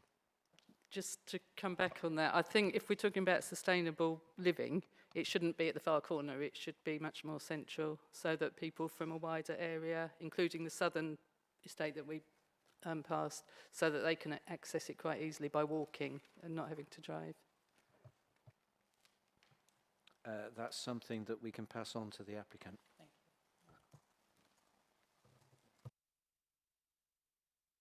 Thanks, Kathy. Roy, I think, and then it's Russell. Thank you. Thank you, Chair. Thank you, David, for your in-depth report. I must admit, you did give us a lot of information. I think, number one, we need to clarify that the southern entrance to the site, it says here that it is Mossbourne Portside Academy. It isn't. That's my understanding of the latest name for that. I can't remember what the previous name was. It was Gable Hall Academy. But it's now referred to, the reason I use that name is that it's now referred to as the Mossbourne, I think, Portside Academy in the Education Department's pupil place plan. It's Mossbourne Fobbin, it's referred to nowadays. That's its latest name, but Portside is Hassenbrook. Okay. Okay. Yeah, I'll get back to the flooding issues because Mr. Bumpus, the applicant, basically, should we say, put these two sites together, the one that was previously passed, of which I would have spoke against if I was here, I was ill. So because of that, there's a document that came out. Basically, we speak about Anglian Water Authority.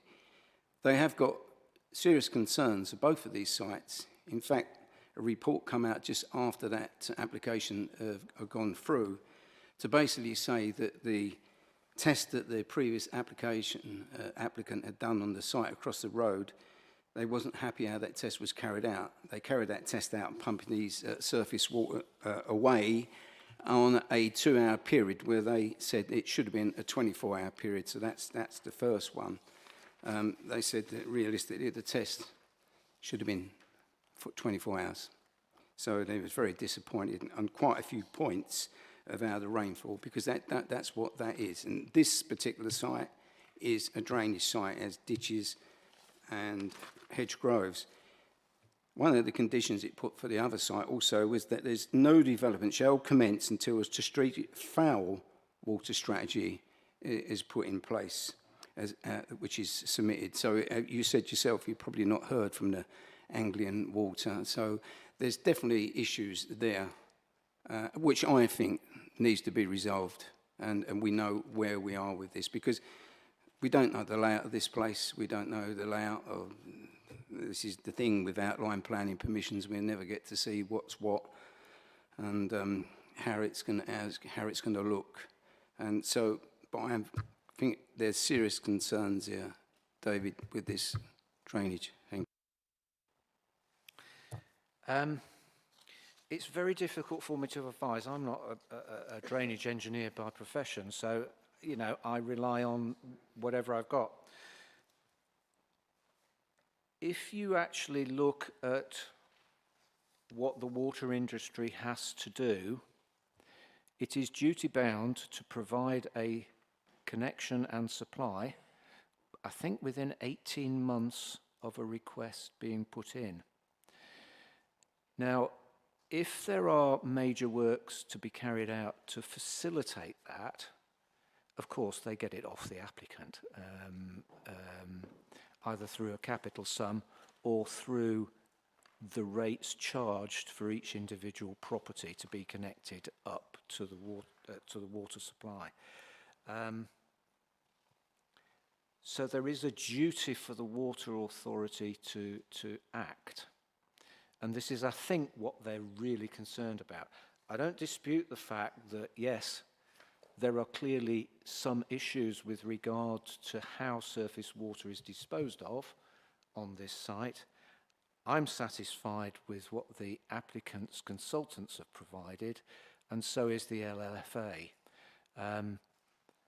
And as I said, we require proof of connection from Anglian Water.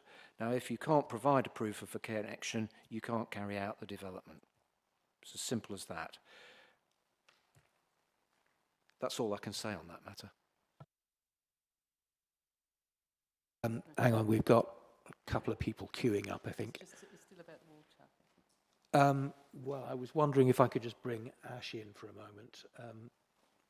A point that might be of relevance to what you've just been talking about. Yeah, thank you, Chair. So just in terms of when we're considering this from a planning point of view, obviously all we can really do is insert the conditions. So effectively the obligation here is on the industry to resolve. So as planning committee, in terms of your decision making, if you were kind of minded to look at kind of refusal reasons on that basis, we wouldn't really have a strong position to defend that, because effectively we can overcome it via condition. But I think David's already articulated that. So I am aware of this report and the concerns, but I think we've gone as far as we possibly can. Obviously, members will come to their view, and subject to where we get with that, we'll come back in if needed. But it's just worth bearing that in mind, that effectively, from my point of view, the application does as much as it possibly can. And there's a role here for Anglian Water to actually sort of come back and respond to the requests that we're making as well, because we do need to make these decisions. But I'll leave it there for the moment, Chair. Thank you. Thanks, Ash. So if I understand it rightly, the obligation to resolve that issue is on Anglian Water, not on the applicant.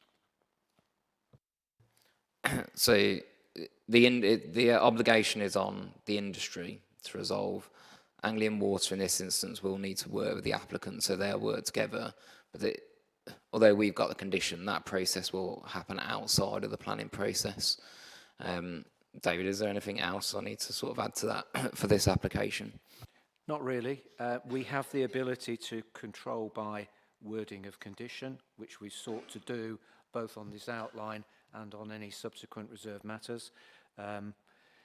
In an extreme case, you could put a Grampian condition on, which is a negative condition that says no development until. but you have to have reasonable prospect of being able to achieve a satisfactory solution to put a Grampian condition on. That's an option for members if they so wished.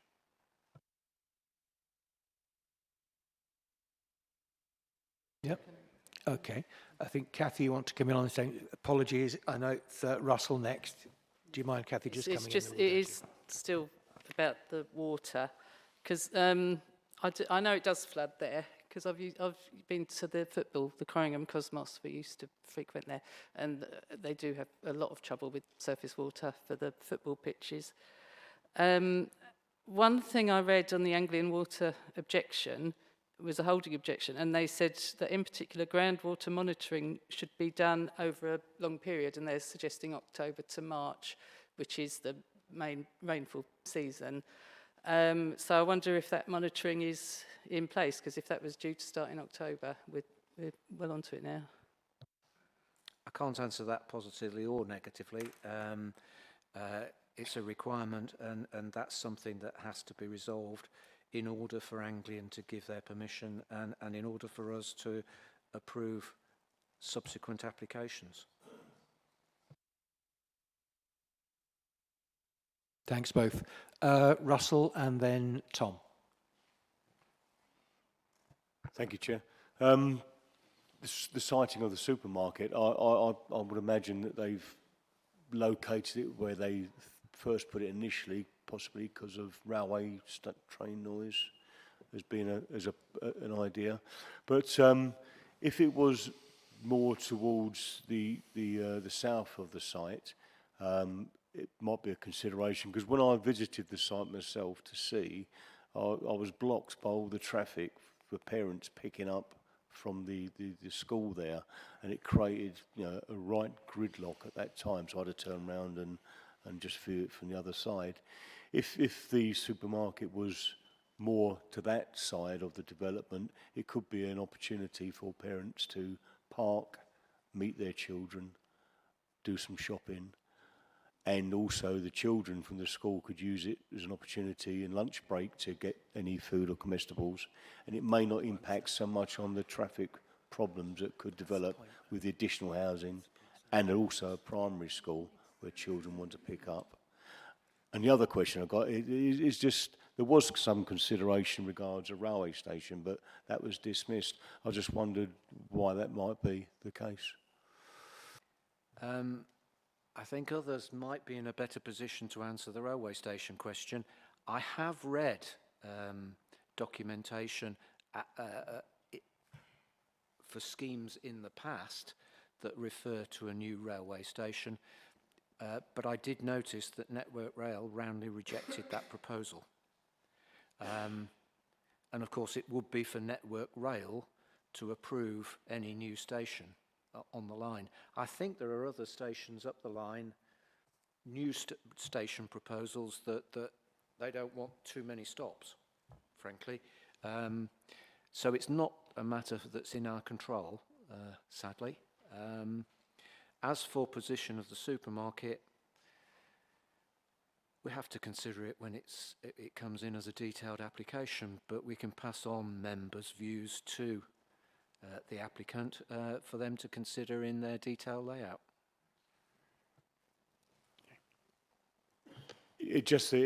The relocating of it might be a win-win situation for the supermarket also, because they'll have parents picking up, nipping into the shops. Those cars will be off of the main road into a car park area, and perhaps not to add to the congestion that I saw the other day. Accept, yeah, and agree, yeah, that it could be a solution. Thanks, folks. I think Tom is next. Thank you, Chair. Just a couple of points. So, yeah, what Councillor Cherry's saying there, that's something we done with Lidl in Tilbury. That was right opposite the secondary school. And Lidl and supermarkets are quite open to that, because parents will go there, shop, pick their kids up at the same time. So that can work. Second of all, the station, that is disappointing that's not on here. I mean, Network Rail, they're always going to whinge. The reality situation is we need proper infrastructure here, and Corringham is expanding, Stamford's expanding. Stamford Station is got its own problems, and it's quite small. So I do think as a council, we really need to start pushing this. If there is a possibility and a proposal to have a station there, you know, we should be bending over backwards because, you know, we're told time and time again that, you know, if a home is within 2 miles of a train station, then you don't need a car. And we, once again with this, our bus services, well, it really would have been nice for a train station, but we are where we are with that. And then the only comment I wanted was Anglian Water are making a lot of noise, but we've made contact with them well over a month ago, the developer has, but they've not got back to us. I mean, it sounds like they're concerned, but they're not really too keen to come back to us with information. I don't really think that's the council's fault or the developer. Is that correct that they're not been coming back? Thank you. Yeah, in terms of the Anglian water situation, there was a drainage addendum submitted on the 12th of November, and Anglian Water were copied into that. They then came back to say that one of the discharge rates didn't appear to be correct, and could that be looked at.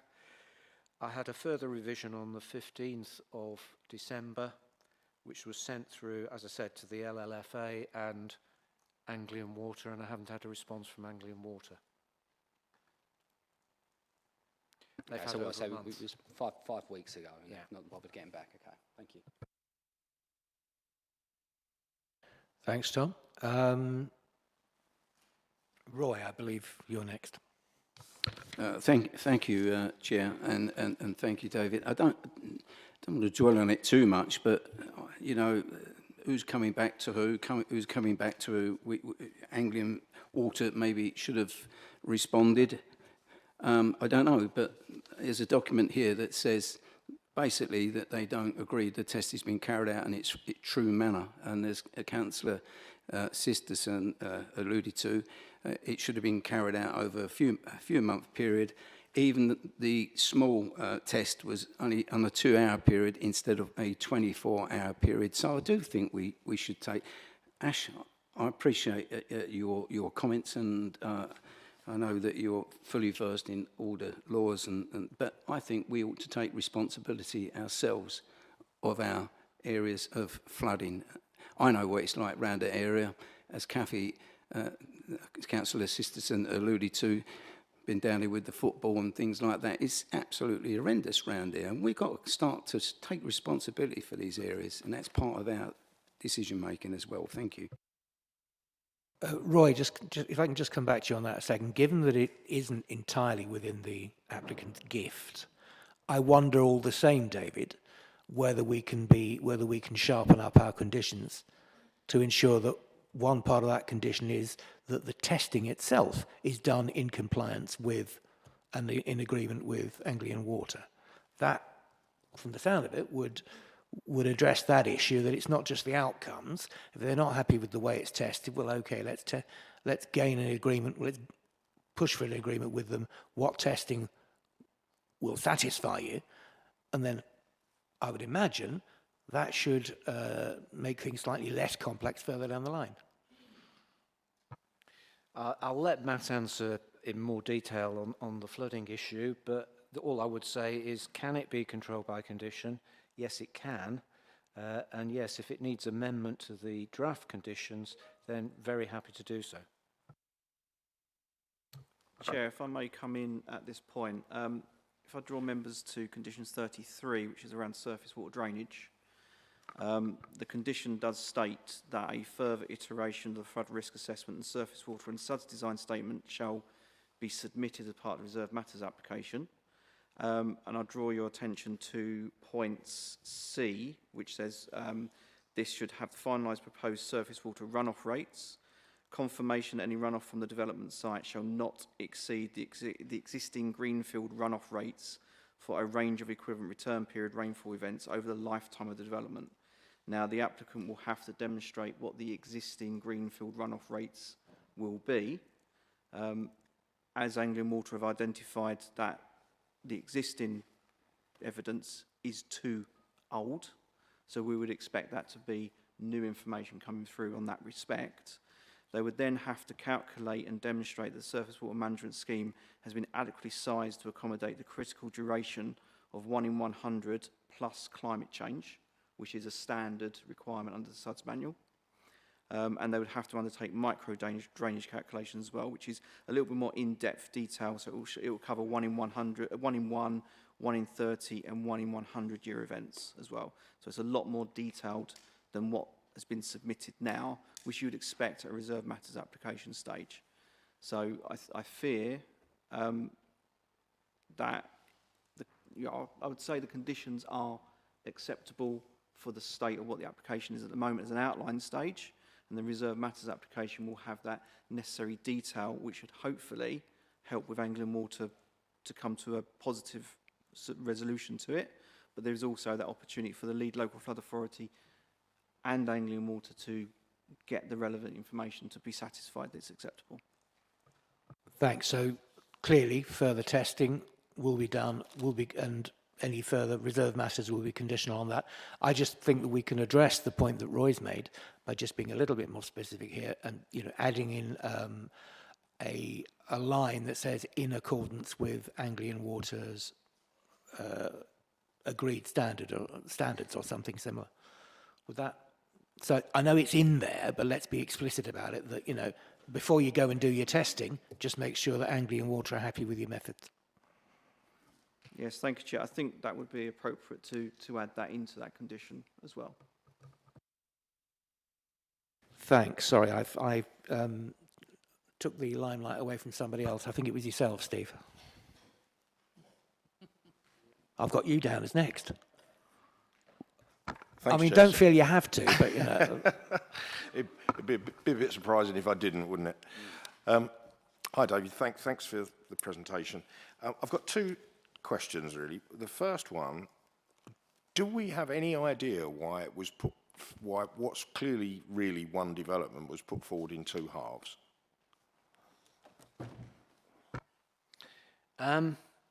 The answer is I'm not particularly sure, but all I know is that another party got involved in land to the south, and they sought to bring their scheme forward at a slightly faster rate. I mean, both applications were submitted at a similar time, but theirs got to committee in December rather than now. I think there were one or two more issues involved in this one that needed responses, as you've heard, and that's the reason it's come to this committee. No, that's fine. I just wondered if there was a specific reason that you were aware of, but I understand that. The second one is, when we go through this this loop, which we seem to have been through a lot recently, and probably will continue to do so, where we start to talk about what grey belt is and what grey belt isn't. So when we talk about the purposes of the green belt, and A is about restricting urban sprawl, and from what I can see, this is urban sprawl. I can't think how else you'd view it. So we're not actually. I kind of struggle with the whole concept of restricting urban sprawl by providing urban sprawl. Your view? What do I think of it? It's a very big change from what previously everybody had understood to be Greenbelt. However, the rules are fairly clear, and I think what the government really intended was to say, actually, it's silly have it. I mean, the Green Belt and the 5 purposes of the Green Belt were devised years and years ago in a completely different planning situation, which now completely restrict growth around towns which need to grow.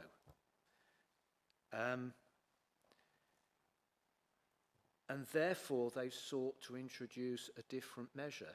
And the different measure sort of says, well, you can release land in the Greenbelt if it doesn't significantly extend the urban area,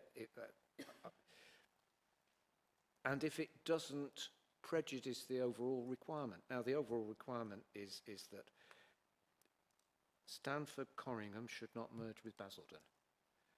there's a hell of a lot of land between this development, if it's approved, and Basildon. So the remaining green belt serves its purpose. I mean, I can't put it any other way, but the measures whereby you can identify whether land is grey are very clear, and they are now being supported in the High Court. There's maybe 3 or 4 judgments now come through, and there are 2 in particular that I've had a look at, which are sort of latter half of last year, which are very, very clear. And the one critical thing is protecting the openness of Greenbelt if you are developing Greybelt land is not a consideration that you should take into account. Because if it's Greybelt, you can't possibly affect the openness of the overall Greenbelt. That's what the judgment says.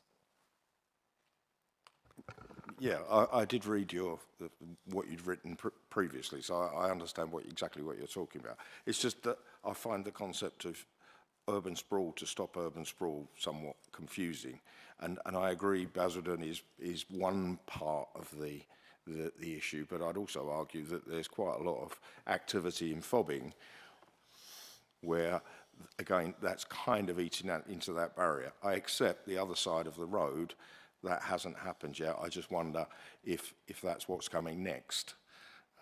So that was really my question, but thank you. You've answered it. Thank you. Thanks, Steve. Roy, you wanted to come back in. Yeah, I'd just like to say, David, you know, I really do understand where officers are coming from, planning officers. They're in the middle here, they're having pressure by government, different laws come out and say, you know, that's pink, that's grey, and this is what we define it. I just look at things in a more, what I would say, common sense approach. If I see land that's growing food, it's green belt. If it's, you know, and so that's the way I look at it. I mean, and it's confusing. You can look on your own reports. I mean, for example, on page 121, 13.7.2, the farmland to the north and east of Corringham, including the application site itself, is a mix of arable and pastoral fields. So there you go, green belt. So but we've been saying you've got to ignore that. This is grey belt now because we want to build on it, and the government is in full favour of that. So sometimes you've got to understand where members in the planning committee are subject to its wording and how you interpretate that. But we're looking at it because we're residents, we live there, we know the area and what happens in that area. We're talking about the build-up of water retention, we're talking about connection to the foul system that's been pointed out. There's many things, so, you know, I appreciate your in-depth. I really do, and I know what position you're in, but you must look at it on our side of it as well. And also, where sometimes we're under constant threat that you've got to go along with this, otherwise this is going to go back and, you know, we're going to get a telling off from whoever and a charge to it. And it's not fair when we've got to make decisions for our residents. Thank you. Thanks, Roy. Totally understand. At the end of the day, this is why we are asked to make decisions. I think what we have to do is to bear in mind the instructions, not the instructions, sorry, the definitions that we're given, and if you disagree with it, then by all means. I think one of the things that perhaps I understand tips the definition is that these areas, as described, they're not open-ended. And I think for me, as my understanding is, if it's open-ended, then you've got a risk that just gets built on further and further and further. That said, yeah, it's at the end of the day, it's your decision to make. Specifics such as the drainage or whatever, you know, these are areas we can deal with through conditions, in which case that's how we should address them. Okay, any further questions, or do we? I think we've kind of moved into the debate actually. So does anybody else want to carry that thread on? Aaron. Thank you, Chair. Looking at this application, listening to everyone, I still have concerns on this application. But if we can add another condition, I believe it was a grand view condition you said, is that right, David? You can, yeah, Grampian, it's where I used to live. yeah. North East Scotland. It's basically a negative condition. What condition was Not it? Grampian, not the place. The negative condition is the Grampian condition. I did mention a Grampian condition, but I've had a note round to say that that might not be appropriate, but obviously I'll leave it to our legal expert. I would like to get some guidance on that, please. Sure. Where usually a condition is positive, i.e. They need to do something, a Grampian condition would... Oh, sorry. Don't know if anybody heard me, so I'll just start again. Where a condition is usually positive, that you need to do something within the time frame set, a Grampian condition, it's usually the opposite. So if I walk you through the legal process, Section 70 of the Town and Country Planning Act gives the local planning authority the permission to either unconditionally or subject to such conditions as they think fit grant planning permission. However, that is qualified through the policy. So paragraph 56 of the National Planning Policy Framework says that planning conditions should be kept to a minimum and only imposed where they are necessary, relevant to planning and to the development to be permitted, enforceable, precise, and crucially reasonable in all other respects. So the National Planning Framework basically what it's trying to do is put the planning obligations and the council's reasonableness tests into one condition. So in an event where conditions, the National Planning Policy Framework continues saying that conditions requiring works on the land that is not controlled by the applicant or that requires the consent or the authorization of another person or body, such as the Anglian Water, often fail the test of reasonableness and enforceability. So I think at this stage we do not know where Anglian Water stays. We may have indications through their reports what they think, but they haven't actually, as I understand it, please David correct me if I'm wrong, they haven't actually given us a response to what they think they're going to do. And so for us to then say to the applicant, unless you do something without knowing what the other party is doing, may fail the test of reasonableness for the council from a planning perspective.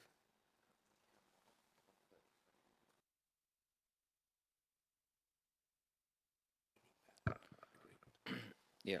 So just to supplement that, I think Matt talked about condition 33, so I suggest members take a look at that, but we can add that additional word in if members want us to regarding Anglian Waters. That's not a Grampian condition. And that there's also similar wording on 34 and 35 as well with respect to Anglian Water. So hopefully that will satisfy members. I think that's probably as far as we feel we can take it.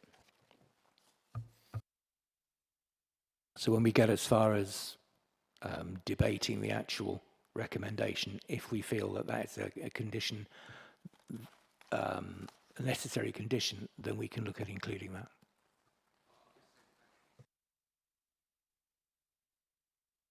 Okay, who's next?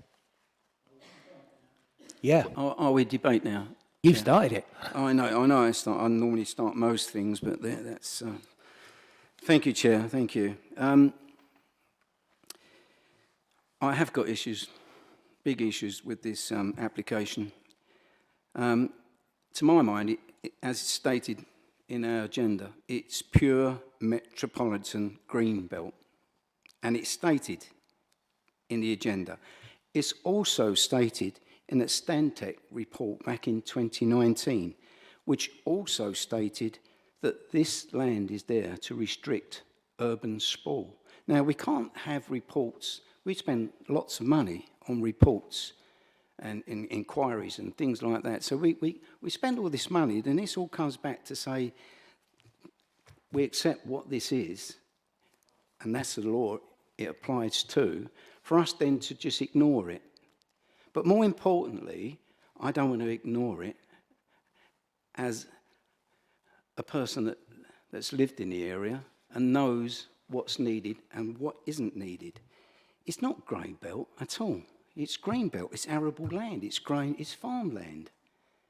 So, and I still don't like, you can put it in reserved matters. I always have a concern with outline planning matters and reserved, because I feel we've not even seen tonight, it's not David's fault at all. The officers work hard, they do a good job putting things over, they do, but we haven't seen how it looks, the plan of it, the type of buildings, like the one we had before, it looked good. That one before looked laid out quite nice. The buildings look lovely. You can see, we've not seen nothing like that. So this is all passed through, and then at a later date, things have changed, and there it is, it's put up, and you get told, oh, it's up there now. There's nothing we can do then. It's too late. So, I do have concerns, Chair. But, and also I know that this is in a busy area. It's on top of a school. You want to see that school at pick-up times and collection times. It's on top of Performance College, which is enormously busy. Our doctor surgeries around this area are absolutely at breaking point. People can't get dentists there.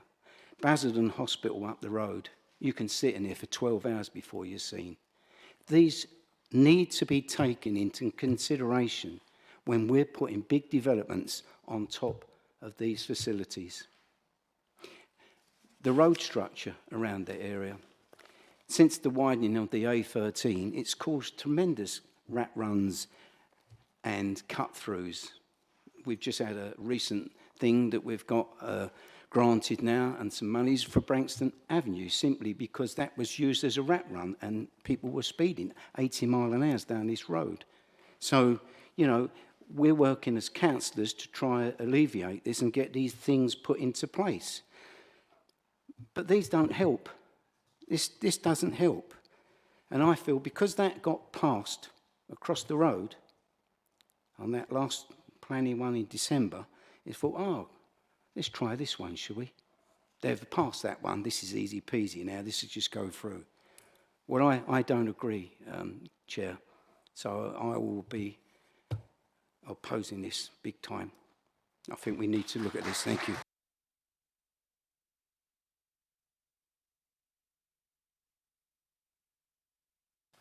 Jackie? Thank you, Chair. Yeah, it comes as no surprise, really, I guess, that I'm not going to be voting for this. I mean, I find it, I come here with an open mind, and I say this at every committee, and I do, but I find it increasingly difficult to vote for something. To me, I mean, just to quote what Roy alluded to, the farmland to the north and east of Coronham, including the application site itself, is a mix of arable and pastoral fields, which are generally well defined by hedgerows and trees with some linear tree belts. A series of brooks and drainage ditches form field boundaries which drain the farmland towards the marshes to the south. These watercourses are generally lined with hedgerows. Nothing in that statement says grey to me at all. Nothing. Thanks, Chair.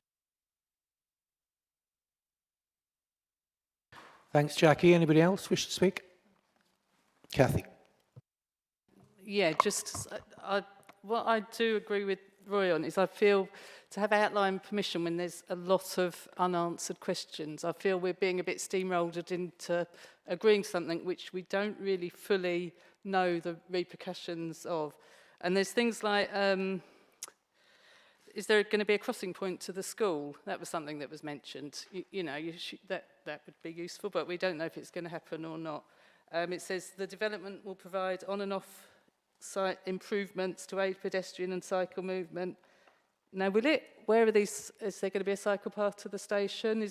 There's so many unanswered questions that I personally feel, and flooding is a real issue because all the time we're criticised for building on floodplain. I mean, it's a standard criticism. So I think to just go merrily ahead, even when angling water, are saying there are issues, it goes against the grain to me. Although I fully recognise we do need decent housing schemes, and it may well, when we've got all the information, it may well be that I will feel able to approve it. But at the moment, I don't feel there's enough there. I feel there's too many unanswered questions, personally. Kathy, how many of those questions do you feel could be answered via conditions, and how many just can't be answered until you've got the information? I think, well, there's a lot, isn't there? They probably all could be, to some extent. But I prefer to see a proper plan. Thanks, Kathy. Ash. Obviously, full applications, you've got everything in front of you. However, the planning system does allow for outline applications, so irrespective, you have to consider what's in front of you. So this is an outline application with all matters reserved apart from access. So in your decision making, that is all you can consider. And then what we've got is a series of conditions which will supplement that additional condition to resolve this angling water. What committee cannot do is seek to ask the applicant to submit a full application because they have the gift of submitting an outline, and the committee certainly cannot identify a reason for refusal because it's simply an outline. So there's matters that will be dealt with at reserve stage. Well, committee will have the opportunity to consider them at that point in time. What committee can do is consider green belt, grey belt. And I may well disagree with committee's assessment of that, but that is within the gift of committee to do. So you just need to bear that in mind, Councillor, when you're coming to your decision making. Thanks, Ash. Steve and then Russell. Thanks, Chair. The only thing that does worry me, of course, it is Greenbelt, actually. I feel it's Greenbelt anyway. But it is an enclosed space, and, you know, we do need to build lots of houses. In fact, we've got to build 20,000, more than 20,000 over 20 years. And I really do think that, you know, Corrigan's got to take its bit, as does Averley, Chadwell, Grays and Stanford. So I think a lot of the issues we've talked about tonight can be sorted by conditions. In fact, all of them. I haven't found one yet that can't be sorted by conditions. So I shall be voting in favour. Thanks, Steve. Russell. Thank you, Chair. Yes, it's a new thing where we've got to look at what could be deemed grey belt on the green belt, and we are be given examples now where it's very, very difficult to disagree. This may be one of them. With the outlining planning permission, what does concern me is what people have raised already. What is it going to actually look like at the end of the day, and how much influence have we got at this stage to define that? The congestion outside the school when I visited was quite, you know, horrendous. If we saw how the site would look with, say, the positioning of the supermarket parking, which would help with that congestion, it would help. It would help us making this decision today. And for Corringham itself and for the local properties there are some benefits. You will be getting a primary school. You will be getting that supermarket. And there are benefits to help take that bitter pill of us building on what is potentially Greenbelt. So I'm inclined to support it, but I would like to know more, especially the drainage situation for the future and how the site is actually going to look like once completed. Thanks, Russell. I appreciate we've done the questions to the planning officer, but I'm wondering, David, these points that you know are continually coming up around, you know, we don't know how it's going to look. We don't know how they're going to deal with the congestion issues. How do we deal? What's our plan for addressing this? If we're not going to deal with it here at the outline stage, then when does it get dealt with? Right. Well, we've already said what you're being asked to consider, and that is the land uses over the whole area of the land, not necessarily in a specific place, but somewhere on the land holding, there'll be a school and there'll be a food store. Yes, there are indicative areas shown on the parameters plan, but you're not being asked to make a decision on that particular site for a food store, for example, necessarily. That can change. In terms of appearance, scale, well, scale you're being asked to determine now as part of the parameter, and the applicant has indicated that the scheme will be no more than 3 stories high in part, but the majority will be between 2 and 2.5 stories. So that's traditional domestic scale of development, apart from the food store, obviously. But so you're asking me, you will be asked for layout, for appearance, and for detailed design in the future on each of the reserve matters. Now, at this stage, I can't tell you how many reserve matters applications are going to come in. It may all come in one go, or it may be broken down into the 3 phases. But you're being asked to consider then the details.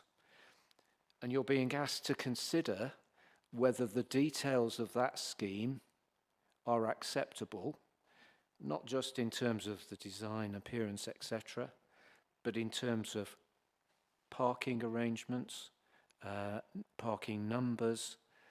Is there EV parking? You will be being asked to consider the extent of renewables within the scheme at the detail stage. And as part of the detail stage, you're going to be asked to consider whether that part of the scheme is acceptable in terms of its foul surface connections and in terms of its treatment of surface water, because there will be detailed calculations at that stage which will confirm that it is acceptable. I mean, that's talking from the applicant's point of view. So you're being asked to consider an awful lot at a later date. All you're being asked to consider is, can this land be developed for these purposes? And these are the 2 access points into the site, full stop.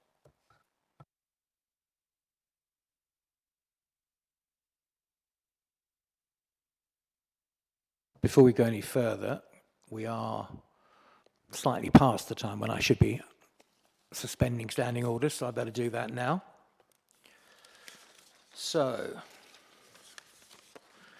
I would like to move a motion without notice to suspend Council Procedure Rule 11.1 to allow the meeting to continue beyond the 2.5-hour time limit. I assume we're happy with that. Good. Okay. Thank you.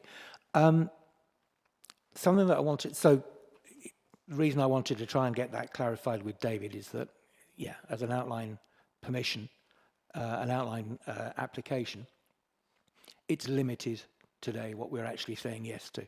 We do have opportunities after this to deal with more detailed elements of what goes where, how it looks, etc. That doesn't mean we shouldn't raise those questions, and it doesn't mean we shouldn't air our concerns. They're absolutely right. However, we're effectively saying, should it go here?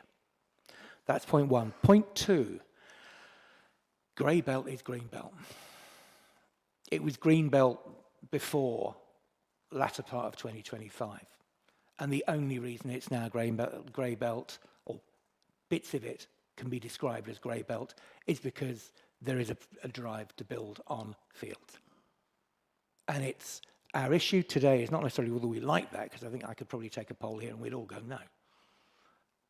Our issue is, are we convinced by the argument or not? Because if we're going to knock this back as being, it's not grey belt, it's green, we need to be quite clear as to why we say it's not grey. Just, putting that out, because that will be the requirement. Okay? So it's not necessarily whether we like it, unfortunately. It's according to the law as it is now, and the problem is 2019 we didn't have the concept of grey belt. According to the law as it is now, and according to policy as it is now, Does the argument hold water, in our opinion, or does it not? That's what we're being asked to decide. Sorry, Ash.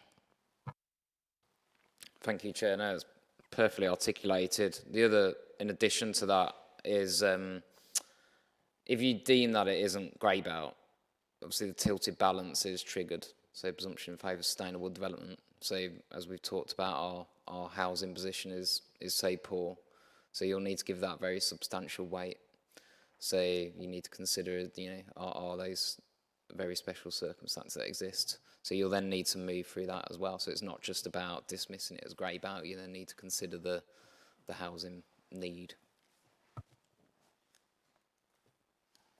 I think you're next anyway, Roy, on my list.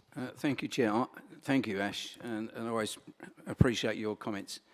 I believe that this committee always does consider the housing needs. And to be honest, this grey belt is not fully law yet as such.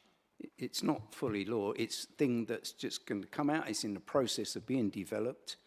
But I think tonight was a good example, was that over in Ockenden, that bit of ground that was sitting down in between housing estates, a factory estate, or, you know, industrial area, and the land was absolutely doing nothing. I don't think a farmer would take it up because it is too far away from his farm. You know, that's understandable as to be put forward, Ash, as grey belt. This is a totally different concept. You can see it's farmland, it's arable land, as says in a report, and it's a drainage system as well. The farmer would tell you that, trust me, remember. So we do consider housing. We know we need housing. Councillor Lilliard is right. He says it most times at committee meetings, we need this housing. What we need is more council houses to help out the council list that we've got. That's what we need. If there was something come through with that, I just feel, yeah, we do need to take our pain in Corringham a little bit, but not in this area. That's what I'm saying. Thank you. Thanks, Roy. Sorry, I think it's Steve and then Tom. Thanks, Chair. Sorry, before I take it to you, Ash just wants to come in there on something that I think something you've said, Roy. So thanks, Councillor James. So I think possibly what you mean, and you can correct me if I'm wrong, but we as a local authority haven't defined what grey belt is in terms of the local plan. So the National Planning Policy Framework is law, which sets out grey belt, as in the concept of grey belt, and that's how we sought to articulate and define what we consider grey belt in this case. So obviously that is law, but I think what you possibly meant was that Thurrock hasn't, through the local plan, defined what grey belt is. Okay. So the concept is law, it's just a specific application is still to be worked through. Interpretation. And that's the other thing, quite right, Ash, because we haven't got a local plan, which will be in place soon. We're well overdue for our local plan, and if only that was here now. So many times we've been promised. 12 years ago, I worked on this, the local plan. If we had it in position, then developers, everyone would know where they stand. So I fully appreciate the position. Thank you. Thanks, Roy. Tom? Thank you. Sorry, Tom, it's Steve first, and then my apologies, Tom. It's all my fault here. Steve, on you go. Oh, after you. All right, we'll do Tom, and then we'll do Steve. Okay, thank you, or both Chair. together. How about that? Thank you, Chair. So I think the concerns we've got over outline, I understand that, but most applications we see nowadays are outlined. We approved a scheme an hour ago that was outlined, and my understanding was the scheme we approved in December across the road was outlined. So it's difficult really to suggest all of a sudden outlines a massive concern. It's always a concern. Sometimes it can work out in your favour. I've rejected schemes before that were outlined. They got approved, and actually they were quite nice. I actually like the scheme in Woodview we've got in Grays. So yeah, it is difficult. I must admit, I do think that you know, whether we like it or not, you know, we've got to come up with a clear material consideration to refuse this, and members are well within their right to do that, but I just think that ultimately these schemes are going to end up being overturned on appeal. Now, that's not a reason to approve or refuse. I just think, me personally, that's the reality of the situation we're facing at the moment. That's what makes it difficult. The schemes, I think, is pretty decent. I actually think the biggest problem with it is it doesn't have the train line. But all in all, urban sprawl, I think it's something that's happened quite a lot in all over Thurrock in the last sort of 30, 40, 50 years, and I think it's just the reality of how we live our lives. We need to build more homes. So I'll go with this one with reservations. Thank you. Thanks, Tom. Steve, now it's you. Thanks, Chair. Obviously, I'm always going to be up to try and defend the green belt. That's my purpose in life when I sit here. But just to go back a bit, and I agree completely with what both Ash and Tom have said, outline planning permission is exactly that. There's no detail. So what you end up with, you have no idea, with the exception, as David explained, of there will be a supermarket, there will be a school, and there will be houses. And we know roughly the scale of the houses, but that's about it. So we've seen them in the past on this committee where something starts off at 40 houses, then it becomes 60 houses, then it becomes 80 houses, and then you get the sustainability, the viability argument that it's not viable at that size, so we need to build more on it, and the density increases and so on. So there are all the issues that crop up in the detail area.